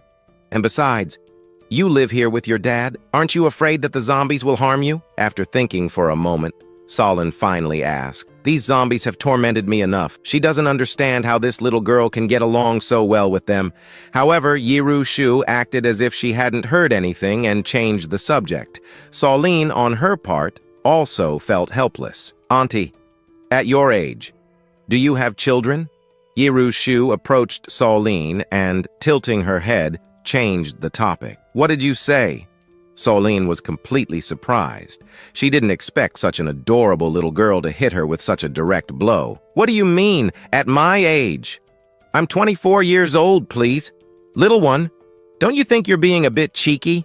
And besides, I've always been single, never been in a relationship. Where would I get a child from?" Shaolin was truly upset at that moment. Although she now looked quite disheveled, before the apocalypse, she was the police flower of Jay. "You know, I was standing to the side watching Solin chatting happily with Xiaokiki. This police officer turned out to be just as I thought, definitely big breasts and little brain. In just a moment, she had already revealed all her personal information. At that moment, I suddenly received a message. A huge zombie was chasing a weak human. It seemed to be a second-level zombie. I took out paper and a pencil. "Do not open its chains and do not get close to it." After warning Yiru Shu, I left calmly. I sent Lightning number 2 to lure it in. Shortly after, the zombie was brought to the entrance of Seng community. Without hesitation, I released my psychic energy and controlled the zombie. The level 2 tank-type zombie suddenly froze, then began to groan. Its massive body started trembling, but within just a few seconds, the noise from this evolved zombie disappeared. It stood still, completely silent. Yiru Shu, hidden in the shadows, watched this with wide eyes. "So you've already controlled it? Dad seems stronger than I imagined. No wonder he's the king of the zombies." Yiru Shu knew that the king of the zombies had an absolute suppression ability over common evolved zombies. But after seeing this process with her own eyes, she still felt very surprised. At that moment, I was also very excited. I immediately began testing the combat strength of this big guy. With just one strike, he crushed the car. No wonder he's a level 2 zombie. His strength is truly powerful. From now on, I'll call you Erpan. With Erpan's arrival, the heavy burden of guarding the gate was finally lifted from Apang. He stood at the entrance of Seng community. His enormous size alone blocked almost half of the community's main gate. His impact power was much stronger than that of Dipang, who carried 2 children. Yiru Shui, hidden in the shadows, seeing that not only was her dad safe, but that he had also gained a powerful second-level tank-type zombie, felt very happy. With this powerful second-level tank-type zombie, Dad's safety shouldn't be a problem in the short term. To avoid being discovered, Yiru Shu quickly returned to Building 5 before I got home and acted as if nothing had happened. I also began thinking about what kind of weapon I should assign to Apang. I remembered that near here, there was a construction site and a steel factory. I immediately controlled Airpan and Lightning number 2 to go there. Finally, they chose a giant metal pole, almost 3 meters long and approximately 30 centimeters in diameter. With this 3-meter steel pole, Apang became a demon king. With such terrifying power, he could destroy gods and Buddhas with no problem. As time passed, evolved beings and mutant zombies were becoming more numerous. I must also speed up my evolution process. Now that I have Apang with his great power, it is time to continue hunting other second-level zombies and mutant beasts and devouring crystal cores to increase my power. In Building 5 of Sang Community, in the room where Solin was imprisoned on the 5th floor, Yiru Shu, who looked very adorable in a princess dress, was feeding Solin bread piece by piece. Because I recently discovered that Xiaokiki really enjoys chatting with Zolin, I let the little one feed her. Zolin ate the bread. It had a wheat aroma while observing the supplies in the room. Xiaokiki, all this baby milk powder in the room must be for you, right? Recalling the previous battle and the strange circumstances in Building number 5, Shoin showed a slight doubt in his eyes. Xiaokiki, tell me the truth. The king of the zombies must be your dad, right?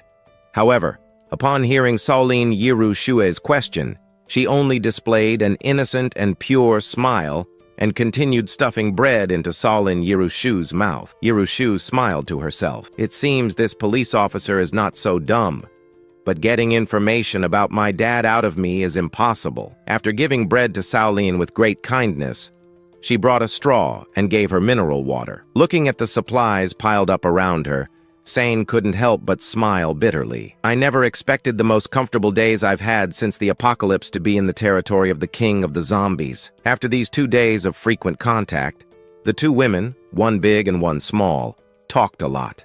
Their relationship became much closer. After all, Yiru Shua's current appearance was that of a small baby.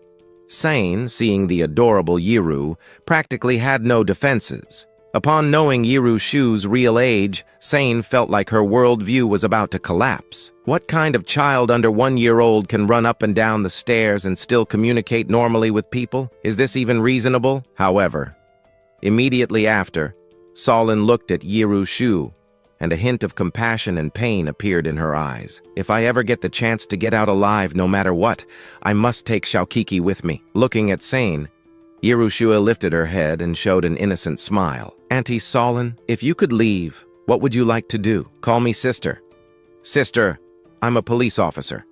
Naturally, in this apocalypse, my duty is to protect the survivors with my abilities, to protect ordinary people from the dangers of the zombies. Solin said this as if it were the most natural thing in the world. Upon hearing this, Yiru Shu couldn't help but smile bitterly. No wonder she's been deceived so many times. This woman is really adorably dumb. In this apocalypse, where everyone does whatever it takes to survive, she still thinks about sacrificing herself for others. Then Yiru Shu, pretending disinterest, asked, "But what if those people don't even deserve your protection?" Hearing this, Solin was stunned. She couldn't help but recall the previous scenes at the police station. Clearly, she was risking her life searching for supplies outside, but those survivors not only didn't appreciate it, they even criticized her for bringing fewer supplies. At first, there were many officers at the police station, but with the constant searches and the need to go out for supplies, the number of officers dwindled. However, her and the others' efforts were not appreciated by the survivors. They received no gratitude from those survivors, and not even their own lives were valuable to them. Yiru Shue's words awakened Solin's memories and also immersed her in deep silence. But when Solin looked down and saw the emblem on her uniform, she remembered the oath she took when she joined the police force. That made Solin's resolve strengthen once again. I am a police officer. As a police officer, I must protect the safety of ordinary people. I must keep danger away from them. Seeing the determination in Solin, Yiru Shu sighed resignedly inside. As expected, this police officer is so naive. At the beginning of the apocalypse, then, Yiru showed an innocent and adorable smile. Sister Solin, I am also an ordinary person. Would you protect me too, if one day you discover that this world is not as beautiful as you thought? And when you feel like you don't want to protect others anymore, remember to come and protect me. Seeing how adorable Xiao Kiki was, Saoline immediately smiled and responded calmly, "Sister, I promise you, if that moment ever comes, I will come to find you." Seeing the smile on Saolin's face, Yiru Shu couldn't help but feel pity for this foolish woman with big breasts. I hope you can keep smiling so happily when you really see the harsh reality of this world. In my past life, if in this life I can train my ability in the early days of the apocalypse, what achievements will I reach in the future? Not only have I successfully ascended to being the king of the third-level zombies, but now I can control hundreds of zombies. And besides, I discovered a second-level zombie Tyrannosaurus. However, this zombie is being attacked by a group of evolved humans. After a period of fighting, this small team was coordinating and fighting more and more bravely. This zombie Tyrannosaurus was beginning to struggle to resist. Immediately, I controlled Herpan to head there. Attack them.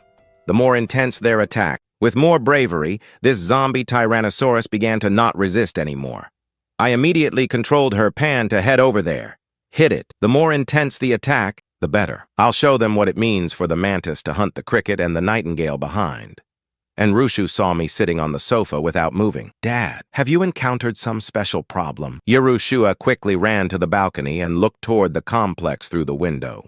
Indeed, originally the second-level tank-type zombie that almost blocked the entire entrance of the Sunshine Complex was no longer there. Meanwhile, after suffering the continuous attacks from the whole team, the second-level zombie Tyrannosaurus finally could no longer resist. If they could kill it and obtain the crystal core of a second-level zombie, then upon returning to the survivor's base, it would be enough to obtain 5 bottles of basic evolution potions. They could even exchange it for an intermediate evolution potion, which would allow an evolved person to ascend to the second level. Currently, for the survivors, the way to strengthen their power is through... Herpang advanced across the battlefield toward the nearby area. Upon seeing this fearsome second-level tank-type zombie approaching, the team of evolved ones and the others were greatly surprised. These few had already been confronting a second-level Tyrannosaurus for quite some time. If another second-level zombie appears, they probably won't have any way to escape. Why did another zombie have to appear just now? Although they were displeased, the team quickly moved toward the location, and their forged steel metal rods began to move rapidly. The sound of the heavy metal rods made one's skin crawl. The already unstable second-level Tyrannosaurus, the team leader who was secretly observing, saw this scene. "Since when do zombies use weapons?" The team members had astonished expressions. They all came from the survivors' base in the city of Jai. "What kind of zombies haven't we seen along the way?" He pulled the crystal core from its head. The evolved team that had been observing from afar felt frustrated upon seeing this. However, reporting this new type of zombie would also earn them a large amount of contribution points. "I don't know what this zombie is called. Since it can use weapons, let's call it a zombie with a weapon." Meanwhile, I was controlling Air P to return quickly. Then I took out a paper and said, "Oh, Kiki, Dad is going to leave for a while." I told him not to run off without permission, and Yiru quickly nodded with an obedient smile. "Don't worry, Dad. I'll stay home safely." After giving the instructions, I went down to the first floor and took the second-level core from Erpan's hands. After preparing, I could feel my body improving significantly. As always, when my psychic energy flooded my mind, I fainted. Meanwhile, on the 7th floor of building number 5, Jusue seemed to hear her dad's voice again. Could it be that Dad is going to evolve? When I opened my eyes again, I realized that my hair, teeth, and body were returning to a more human direction. With the increase of my mental power, not only could I control more second-level zombies, even third-level zombies I can now control. Now I truly deserve the title of King of the Zombies. With such terrifying mental power, I could walk through the streets controlling an entire legion of zombies. Yiru Shui, seeing that Dad had been gone so long without returning, couldn't help but fly up to the rooftop to look. Upon landing, she saw her dad violently hitting Deepang and Lightning number 2. "Dad, you've evolved to the 3rd level? This speed of evolution is already quite fast among zombies." Yiru Shu stayed watching from the rooftop for a moment. After a while, she couldn't help but shake her head. It's a pity that even though Dad has such a fast advancement speed, this kind of rudimentary training will still be very limited, even if he continues like this. She began searching her mind for the cultivation techniques she remembered. Several powerful techniques passed through her mind, but without exception, none of them were suitable for Dad at this stage. This made Yiru Shu feel somewhat frustrated. After a moment, Yiru Shu's eyes lit up with an idea. I've got it! The blood sword technique would be perfect for Dad. At that moment, a sword technique appeared in her mind. This technique was obtained from a secret place before she reached the 5th level in her past life. It's a pure killing sword technique. It doesn't require spiritual energy to execute. Even if Dad is only at the 3rd level, he can use it. Upon thinking of this, Yiru Shu began writing and drawing about it. After a while, looking at the paper full of content about the sword technique, Yiru Shu felt satisfied. The content on the paper was completely different from the characters she normally wrote. Dad will definitely not guess that this technique comes from her hands. Meanwhile, 2 kilometers from the Sunshine Complex, in a supermarket, a pair of evolved ones who had just escaped a dangerous situation were searching for supplies. But they had checked the whole place. Except for some rotten vegetables and spoiled meat, everything edible had already been looted. This is a joke. Who was the bastard who did this? They're really doing such immoral things? A supermarket this big and not a single resource left? The leader of the evolved team couldn't help but curse in his mind. At that moment, the bald man of the team and the evolved one responsible for exploration returned. The team members, like Gassi, showed expectant expressions, but realized that both of them had discouraged expressions. Don't look at us. We went through several nearby neighborhoods. There's nothing left. Not only supermarkets and shops, even residential buildings, it seemed like everything had been exhausted. Just when everyone was feeling down, the evolved one with the exploration ability suddenly noticed something strange outside. He quickly extended his hand and pointed outside the supermarket. His voice was full of doubt. Look quickly. There are 2 zombies outside. It looks like they're carrying something. This strange scene left the evolved ones present completely stunned. Am I seeing things? Why do I see 2 zombies transporting supplies? Is this a joke? These bloodthirsty monsters? What would they be doing with human supplies? At that moment, the team leader's gaze scanned the empty shelves around him. Suddenly, his pupils contracted. I had already been wondering before, in this high-pressure apocalypse situation, it is possible that due to panic or various reasons they couldn't take them. But in this entire surrounding area, we didn't find a single resource. This is already completely illogical. The others, upon hearing the team leader's words, also realized it. Everyone looked with expressions of disbelief. ID. You're not suggesting that the resources in this area have been looted by these zombies? Is that what you're saying? Upon hearing everyone, the leader couldn't help but laugh bitterly. Although I know this assumption is quite absurd, there is no other possibility at the moment. With the leader's words, the evolved ones inside the store felt as if their brains had stopped. They looked outside at the 2 zombies passing by at that moment. Everyone felt completely stunned. Is this a joke? Why are the zombies in this area so strange? These zombies that only attacked by instinct have now learned to use weapons, have even mastered certain combat techniques. If it were just that, it would be fine. But now they've even started stealing resources from humans. What's going on here? Zombies are stealing resources from humans? This is completely absurd. So they decided to follow these 2 zombies to investigate. They quickly arrived at the outskirts of the Sunshine community. But when they reached the community gate, everyone was paralyzed. At that moment, at the community gate, there was a giant zombie of extremely large size. And this zombie was the same one they had seen before, who with a few moves defeated the second phase tank-type zombie, leaving it with broken bones and torn tendons. Seeing the power of this zombie firsthand made the others not dare to underestimate it. Afterward, they hid in the vicinity of the community to observe more closely. At that moment, I was training with Lightning Number 2 and the Big Fatty.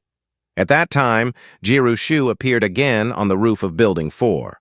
The blood sword technique had already been recorded in her notebook. "Dad, don't use that crude method to train anymore.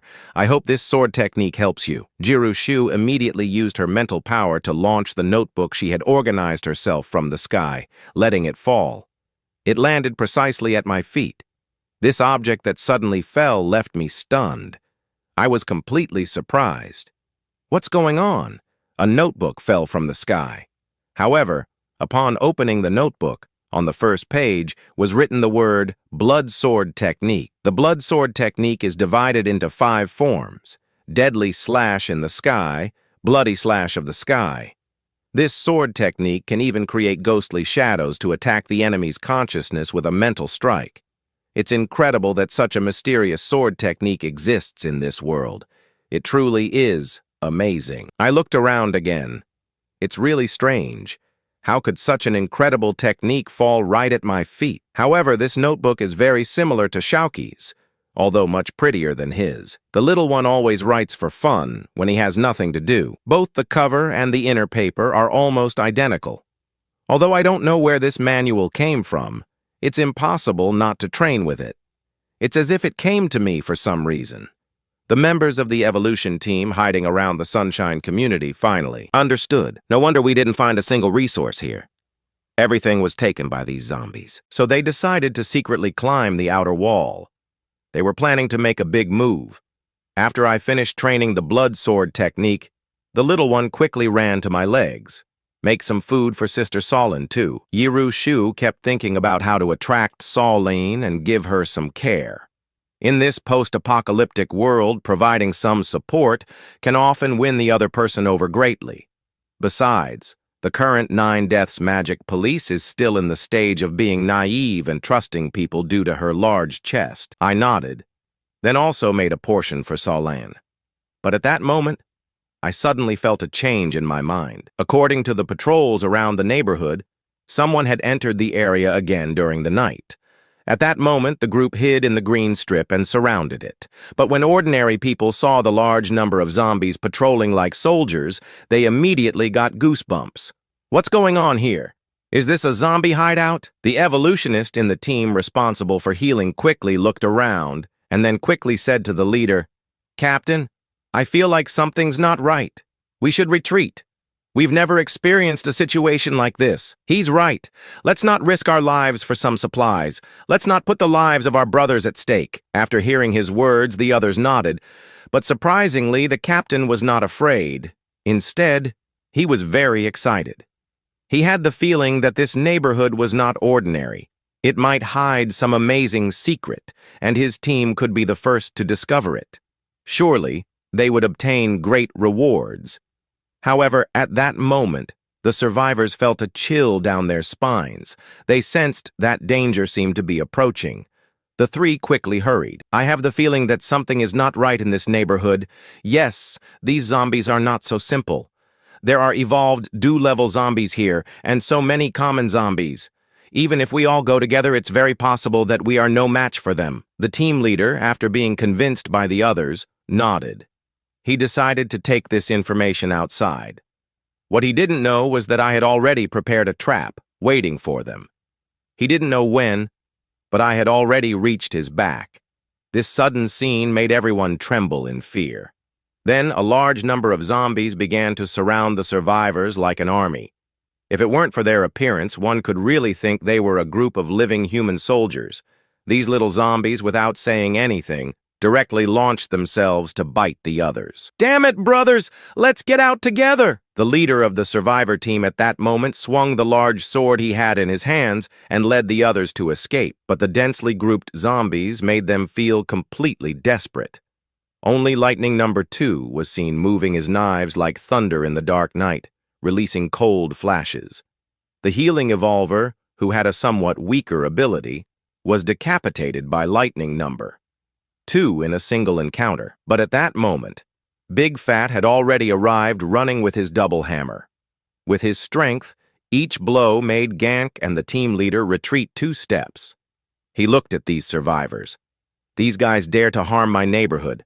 That's touching my Achilles heel. At that moment, of the survivors who had broken into the neighborhood, only the fast-type bald man remained. In reality, I had left him on purpose. I wanted to test my combat power after having reached level 3. I quickly approached and launched a slash. The bald man was split in half. The bald man looked in shock at his lower half left behind. How fast was that slash? I felt satisfied. I didn't expect that. Even though I hadn't trained much, my sword technique had improved so much. It really isn't a common technique. It's a powerful skill. At that moment, upon hearing the screams of his companions, he was already pale with fear. His body was trembling uncontrollably. He didn't expect that this seemingly calm sun neighborhood was so terrifying, until the sound of the roaring zombies began to fade. The sound of the screams also began to disappear little by little. This evolver finally realized that all his companions were already dead inside the sun neighborhood. However, at that moment, he also knew the situation was critical. He immediately suppressed the pain in his heart, and his body felt as if it had been forcefully struck. His body was completely paralyzed. In the next second, his body fell stiffly to the ground. It was seen that the back of his head had been pierced by a nail. Even his brain had been completely crushed. It was like tofu with spicy sauce. And at that moment, Yusue floated above him.